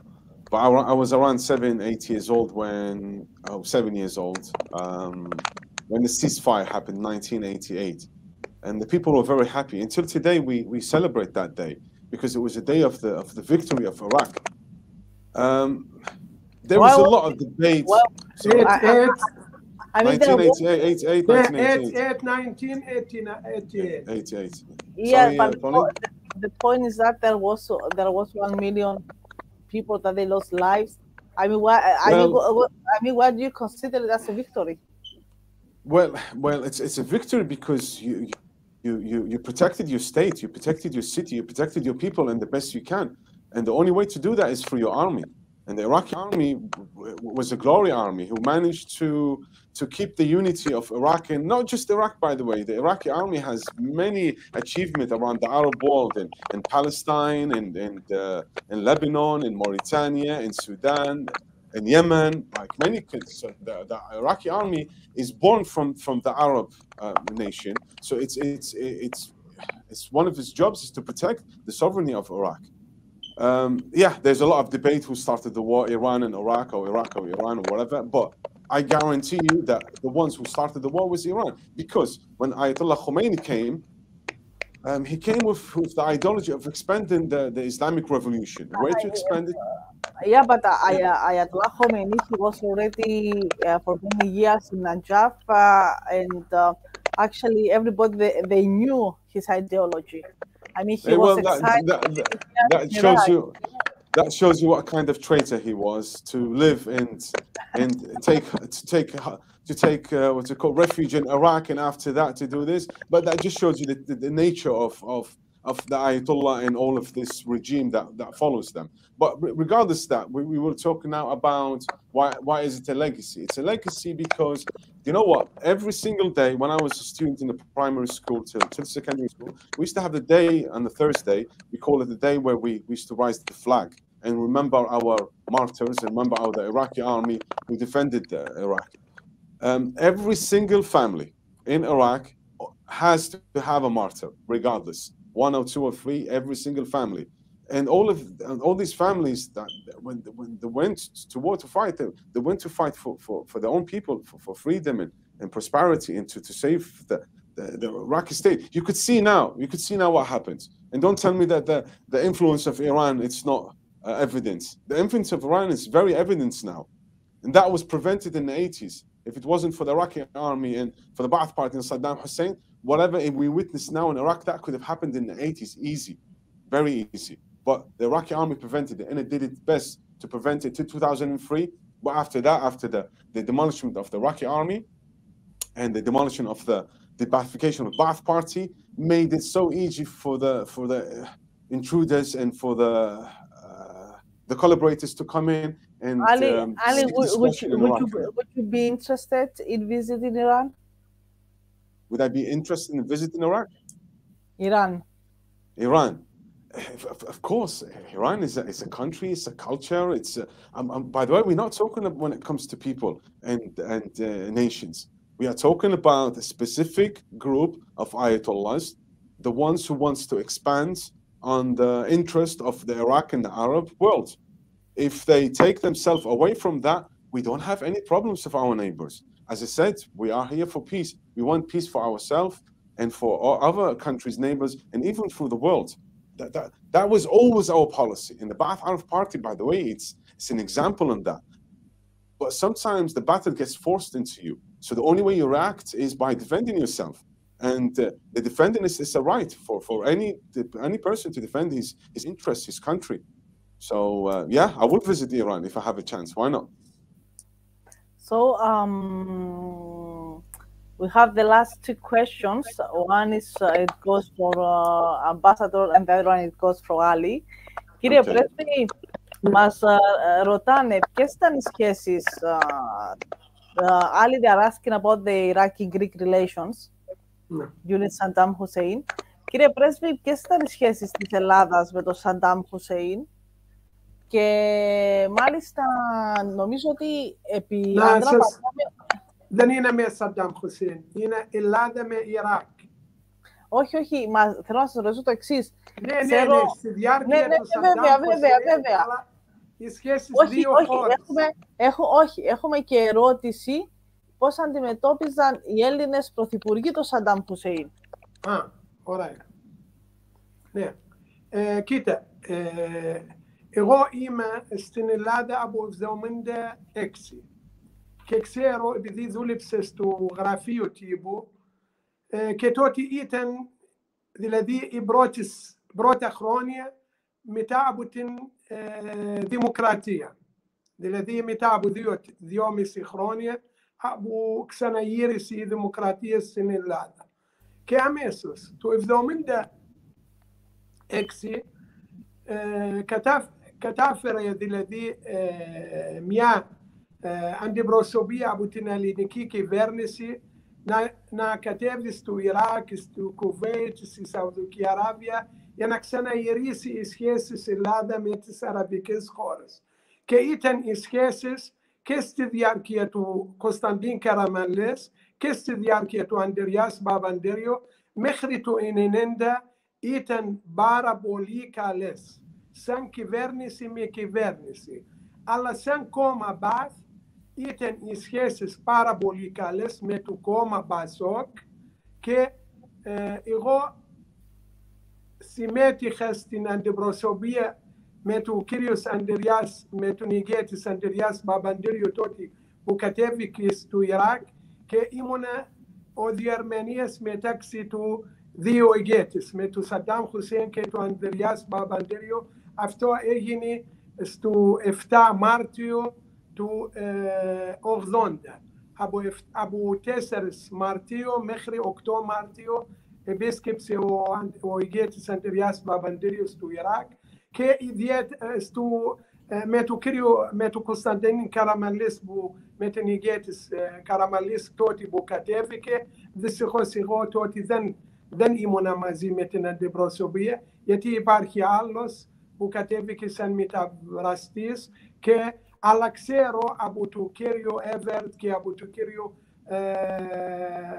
δηλαδή από την άλλη εμπορική που πήγαν, ήταν οι καλές και συμφωνίες, ήταν πάρα πολύ καλές. Και μετά από το 1991, δηλαδή μετά από το COVID, δυστυχώς οι σχέσεις σαν κυβέρνηση, όχι μόνο Ελλάδα, αλλά όλες οι περισσότερες ευρωπαϊκές χώρες, επειδή ήταν μια απόφαση από την Αμερικάνους να αποδυναμώσουν τις σχέσεις και να παγώσουν τις σχέσεις με το Ιράκ, ευτυχώς η Ελλάδα δεν έκλεισε την πρεσβεία και έμεινε την πρεσβεία του Ιράκ στη διάρκεια του από 1991 μέχρι δηλαδή τώρα, και η πρεσβεία της Ελλάδας μέσα στο Ιράκ ήταν ανοιχτή και δεν έκοψαν τις σχέσεις όπως οι άλλες χώρες όπως Γαλλία, Ιταλία, Αγγλία, αλλά η Ελλάδα πάντα θεωρούμε εμείς σαν Ιρακινοί από τότε του βλέπουμε είναι η πιο φιλική χώρα σε εμάς στα ευρωπαϊκές χώρες ή στις ανατολικές χώρες. Όχι μόνο δηλαδή την Ευρώπη, πάντα θεωρούμε την Ελλάδα σαν ελληνικό λαό και σαν χώρα είναι μια φιλική χώρα, όχι μόνο του Ιράκ, αλλά όλοι οι Άραβες κοιτάξουν από αυτή την πλευρά. Και νομίζω μέχρι τώρα υπάρχει αυτή τη δηλαδή γνώμη. Και από εμάς, αν και νομίζω ότι ο κόσμος δεν γνωρίζει απόλυτα την ιστορία του Ιράκ, δηλαδή ας πούμε και την απόψινή εκπομπή την περίμενα με χαρά πάρα πολύ φίλοι και γι' αυτό και δεχτήκαμε και τις τόσες ερωτήσεις. Νομίζω ότι είναι κάτι το οποίο μας αφορά, δηλαδή το τι συνέβαινε στο Ιράκ τότε αλλά και το τι συμβαίνει σήμερα, δηλαδή συζητιέται από τον κόσμο, δεν μας αφήνει καθόλου αδιάφορους. Δυστυχώς σήμερα του Ιράκ δεν υπάρχει κράτος, ούτε υπάρχει κυβέρνηση, υπάρχει μερικές ομάδες, μερικά κόμματα, η πρεσβεία την Περσία, ο πρέσβης αυτός κυβερνάει και ο πρέσβης της Αμερικής κυβερνάει, μια από άλλη πλευρά θέλουν κάτι και ο άλλος θέλει κάτι. Εκλογή έγιναν 10 Οκτώβριο του 2021. Σήμερα είμαστε 10 Απρίλιο, μέχρι τώρα δεν έχουμε κυβέρνηση.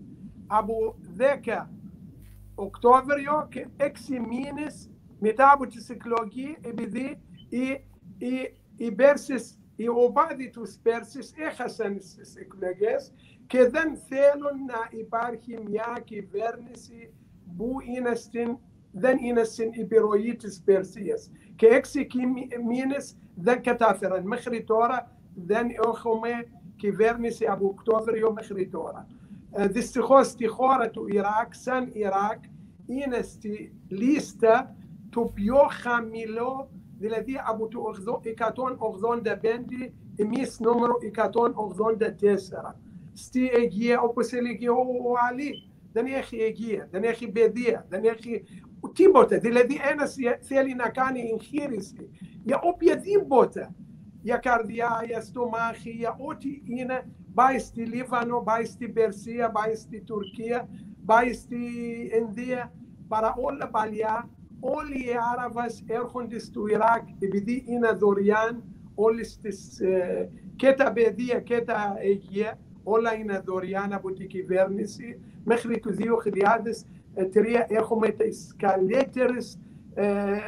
καλύτερα πρόγραμματα και στην παιδεία και στην υγεία και στην ανάπτυξη όπως έλεγε ο άλλοι, μετά από το 1991, σε 4 μήνες καταφέραμε να επιστρέψουμε τη χώρα μετά από την δηλαδή όλες τις καταστροφή που έκανε οι Αμερικάνοι και οι Άγγλοι τότε και οι άλλοι συμμάχοι 34 κράτη, κατάφεραν το Ιράκ μόνο με τους Ιρακινούς, κανένας ξένος.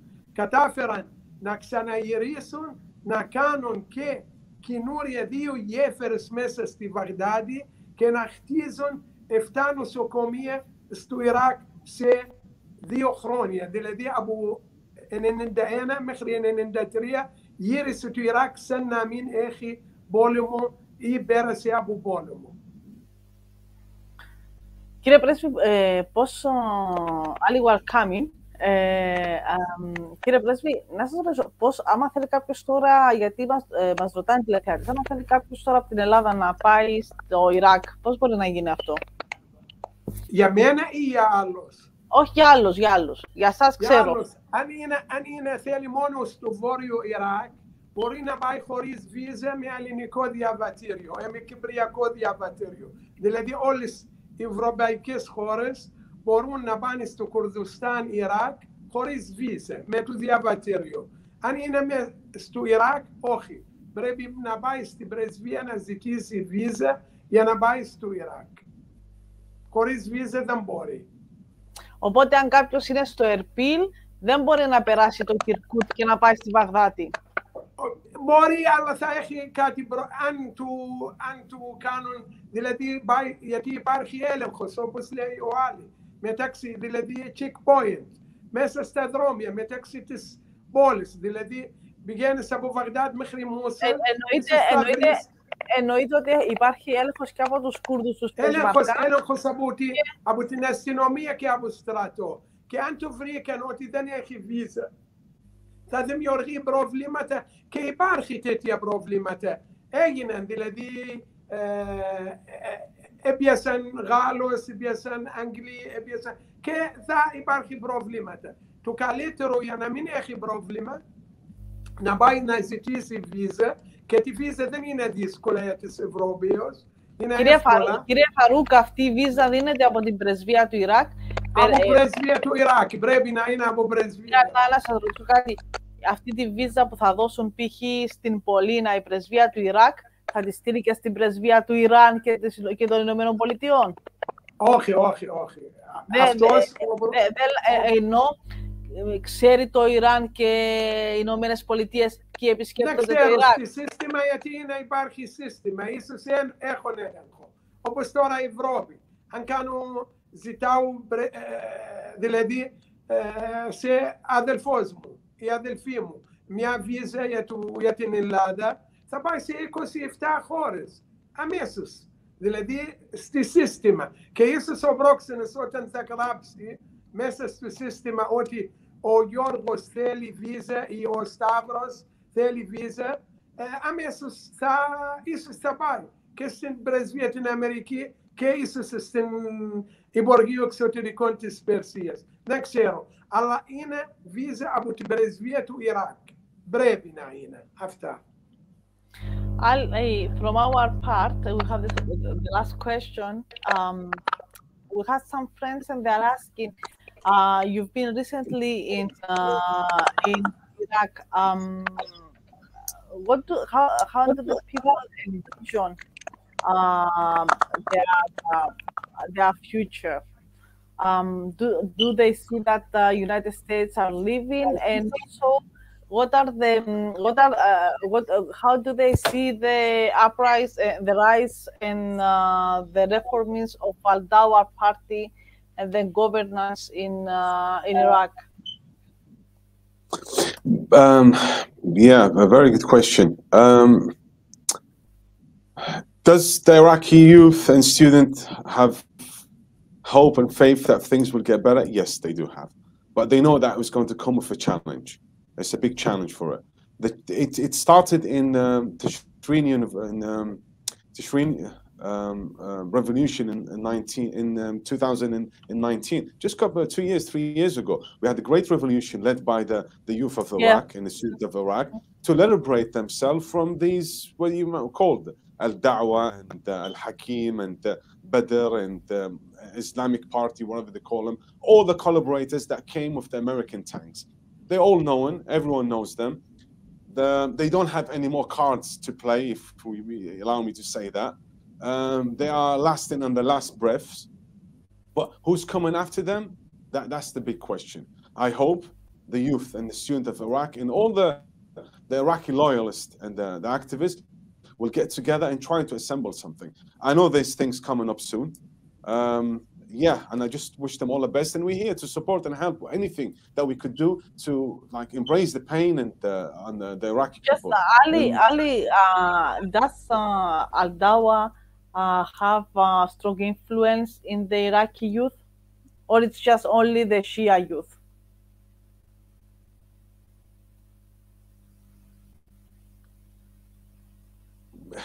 Do you know what? It's like, it's an expression that I don't really like to use, Shia Sunni youth. It's Iraqi youth. If you want to talk about Iraqi youth, we have Iraqi youth. Do they have influence?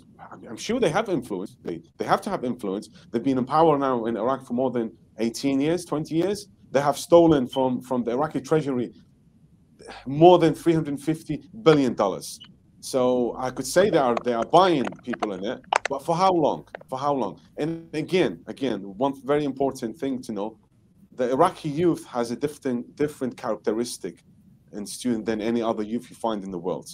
Yes, they might be under severe pain, severe pressure, severe that, but they always have a pure soul. And I believe the youth of Iraq will embrace another revolution against these tyrants in Iraq. It's the same like the Ba'ath Arab Socialist Party in the 17th of 30th of July. By the way, the oldest member of that revolution was, God be merciful on his soul, Hassan Bakr. The rest were all of them under the late 20s or early 20s. So there is examples of the youth of Iraq who could do a big movement. And lately, I just said that the Tashween revolution is still alive. It's still in the hearts and souls of the people. It could go off anytime it could go off, and we are the supporters for them. And also there's a lot of youth organization, by the way, since 2003, since leaving Iraq. I left Iraq in 2005, and now it's like more than 17, 18 years. I've been a member active of many organizations. Irhalu, Leave Iraq, End Impunity, which is now going on, the Tashween Revolution, Iraqi expatriates, and many other things. All of them for one sake is to liberate Iraq from the occupation. First, the Iranian occupation, the American occupation, and bring back the sovereignty of Iraq back to its people. And when that happens, as I said, Iraq is a wealthy country. It has its resources, human resources, it has natural resources, cultural resources, religion resources, name it. It has everything. It's very easy to rebuild Iraq. And it'll be a good time for that. And we'll bring that glory back to Iraq and the glory for the Arab nation. Definitely. Thank you both. It's been a pleasure to host you and have you tonight with us, Ambassador Al-Fidian and Ali Al-Sharouk.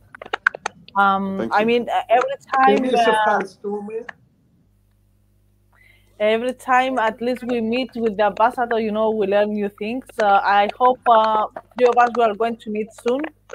أنا بترابس بولين أنا عملي سو.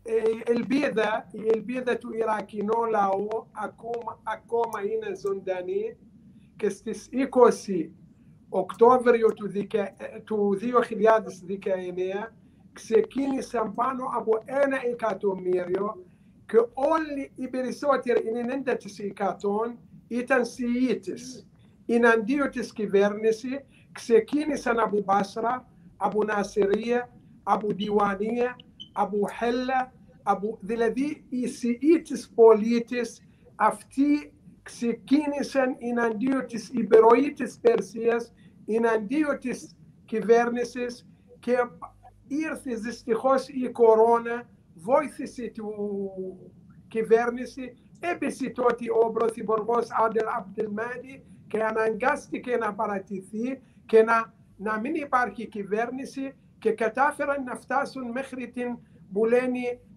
η περιοχή, πράσινη περιοχή, Αλμάντακα Αλχαδρά. Δηλαδή έγιναν γύρω και συμμετείχαν μετά οι άλλες νομαρχίες, οι Σουνίτες. Τότε δεν έθελαν οι Σουνίτες να συμμετέχουν για να μην πιστεύουν ότι γιατί θα αντιμετωπίσουν χτυπήματα. Και η νεολαία του Σιήτες και μετά ξεκίνησαν όλοι. Χάσαμε παραπάνω από 1.000 μάρτυρες, δηλαδή και παραπάνω από 25.000 τραυματισμένοι. Τώρα, όπως λέει ο Άλλη, ακόμα είναι ζωντανή. Όλος ο κόσμος στην εκλογή που έγινε στη 10 Οκτώβριο του 2021, η συμμετοχή της εκλογής στις περισσότερες πόλεις της Σιήτης δεν έφτασαν 18%. Στις Σουνίτες έφτασαν 40, έφτασαν 42, έφτασαν 50, αλλά στις πόλεις Μπάστρα και Νασρία, δηλαδή νότιες πόλεις, στη Μπάστρα ήταν 6%. Στην Νασρία ήταν 12%. Νασρία είναι περίπου 95% είναι Σιήτες. Δηλαδή, ο Ιρακινός λαός είναι ζωντανός και πιστεύω ότι θα έρθει η ώρα, αν δεν ήταν η επιρροή τους Αμερικάνους, θα έχει πέφτει σίγουρα αυτή την κυβέρνηση. Αν έγινε αλλαγή αύριο στο Ταχράνι, μεθαύριο θα είναι στη Βαγδάδη. Ευχαριστούμε πάρα πολύ. Και εγώ ευχαριστώ. Και ξέρετε, κάθε φορά που είμαστε μαζί, είμαστε με κοινούς φίλους, μαθαίνουμε πάρα πολλά. Και μαθαίνουμε και πάρα πολλά για τον αραβικό κόσμο, όπως επίσης όταν είμαστε και με τον δόκτωρα Άρεφ Αλομπαΐτ. Άλλη φορά που θα εύχομαι να έχουμε μια συνάντηση, να μου κάνεις ερώτηση για τους μεγάλους Αλεξάνδρους και τι έχει κάνει στο Ιράκ τότε και γιατί γι' αυτό οι Ιρακινοί μέχρι τώρα αγαπάνε τους Έλληνες. Όχι, τώρα, Ali, we need to take this question. I mean, he's going to explain to us about Alexander the Great and what he's done in Iraq. So we'll spend another 2 or 3 minutes. It's okay Inshallah. for you. Yeah, okay, no worries. Κύριε Φαρούκ, πρέπει να μας πείτε τώρα. Δεν το αφήνω. Πείτε μας, τι έχει κάνει ο Αλέξανδρος στο Ιράκ. Τώρα να σας πω, έχω χρόνο. Ναι, έχουμε 2-3 λεπτά, αλλά μας πείτε, θέλουμε. Εντάξει, θα σας εξηγήσω ότι όταν ξεκίνησε ο μεγάλος Αλεξάνδρος, δεν ξεκίνησε να κάνει, δηλαδή, να ανοίξει χώρες, να απομακρύνει τους Πέρσες που ήταν στο Μικροασίας, δηλαδή στις Ανατόλια, δηλαδή στην Τουρκία, στην περιοχή Τουρκία τώρα. Να τον επιδιώξει για να πάει, δηλαδή ήταν μόλις τότε σκοτώσει και τον πατέρα του στο Κορίνθος και μετά έγινε αυτός ηγέτης και ξεκίνησε μετά από 3 χρόνια μέσα. Κατάφερε να απελευθέρωσε δηλαδή τη Μεσόγειο έφτασε μέχρι τη Λιβύη και ξαναγύρισε και έδιωξε αυτούς, δηλαδή της Παλαιστίνης, Συρία, Λίβανο, έτσι, και μετά ανέβηκε πάνω και μπήκε, απελευθέρωσε. Αυτοί έφυγαν μέσα στην τώρα περιοχή Αρμπίλ και Σουλαϊμανία, δηλαδή στην περιοχή Κουρδιστάν. Και αυτός κατέβηκε εκεί. Όταν έφτασε στο Καρκούκ τώρα, ο κόσμος τότε έφτασε πριν από την, δηλαδή έφευγε το ήλιος, δηλαδή απόγευμα, πριν από το βράδυ, πριν από βασιλεύει το ήλιος. Και πήγαν με καντήλια, χιλιάδες καντήλια, δηλαδή τους έλεγαν καλώς ήρθετε, για να τους... γιατί ήταν τους Πέρσες.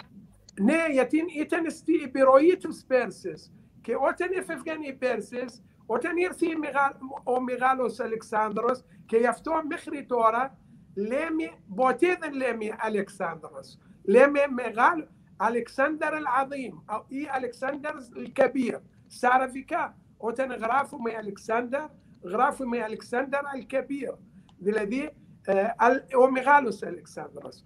Και όταν έφτασε, δηλαδή κατάφερε να φτάσει στο περιοχή που είναι νότιο τη Βαγδάτη, γιατί τότε δεν υπάρχει Βαγδάτη, είναι λέγεται τώρα στο Ιράκ, του λένε Σαλμάν Μπακ. Από εκεί είναι, δηλαδή η Τίγρη είναι πολύ, όπως λέμε, πιο λεπτή. Μπορεί να πάει στη Βαβυλώνα από εκεί. Και ξεκίνησε και πέρασε δηλαδή τη Τίγρη από εκεί προς τη Βαβυλώνα.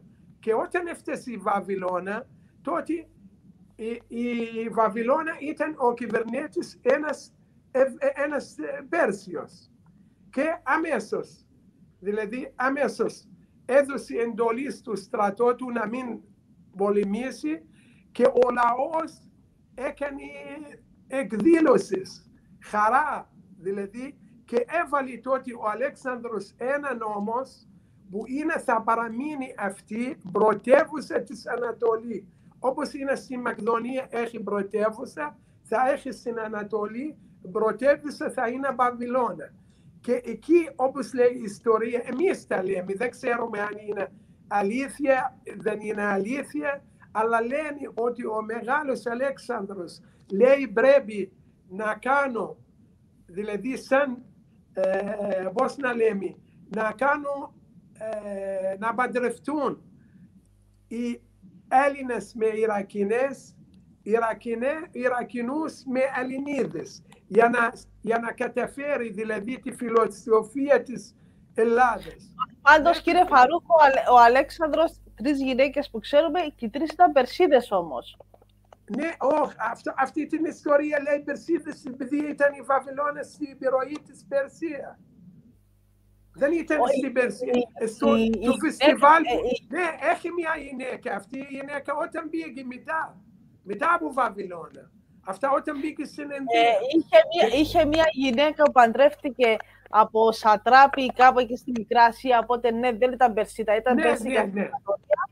Υπήρχε ακόμη μία με την οποία είχε ένα γιο, τον Ηρακλή στην Μακεδονία, και η Ροξάνη που παντρεύτηκε ήταν από το σημερινό... Εγώ δεν είπα ότι παντρεύτηκε ο ίδιος, αλλά παντρεύτηκε στρατιώτες και μερικοί που είναι μαζί του.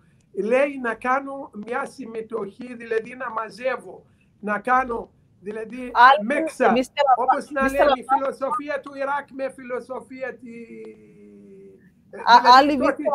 Τότε δεν είναι το Ιράκ, είναι Μεσοποτάμιο. Δεν ήταν όνομα Ιράκ, ήταν Μεσοποτάμιο, και λέει να κάνω, δηλαδή να γίνουν σαν ενότητα τις δύο θεωρίες, τις δύο λαοί που έχουν δύναμη, και γι' αυτό δεν ξέρω, έτσι διαβάζαμε στην ιστορία και μέχρι τώρα τα διαβάζαμε στο ιστορικό που είναι, του διαβάζουν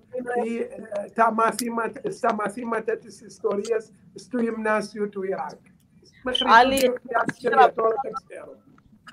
Mr. Ambassador is trying to persuade us to have a mixed wedding between Greeks and Iraqis. I think this is...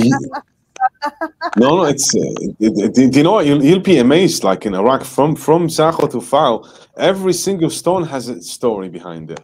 So when Dr. Farouk was speaking about Alexander the Great, when he went through Iraq, Babylon, the glorious city, already has what's called architects saying about great Alexander when he came and how he came and stuff like that. So yeah, I understood the journey from the cities that he mentioned, which yeah. Who knows? Maybe one day.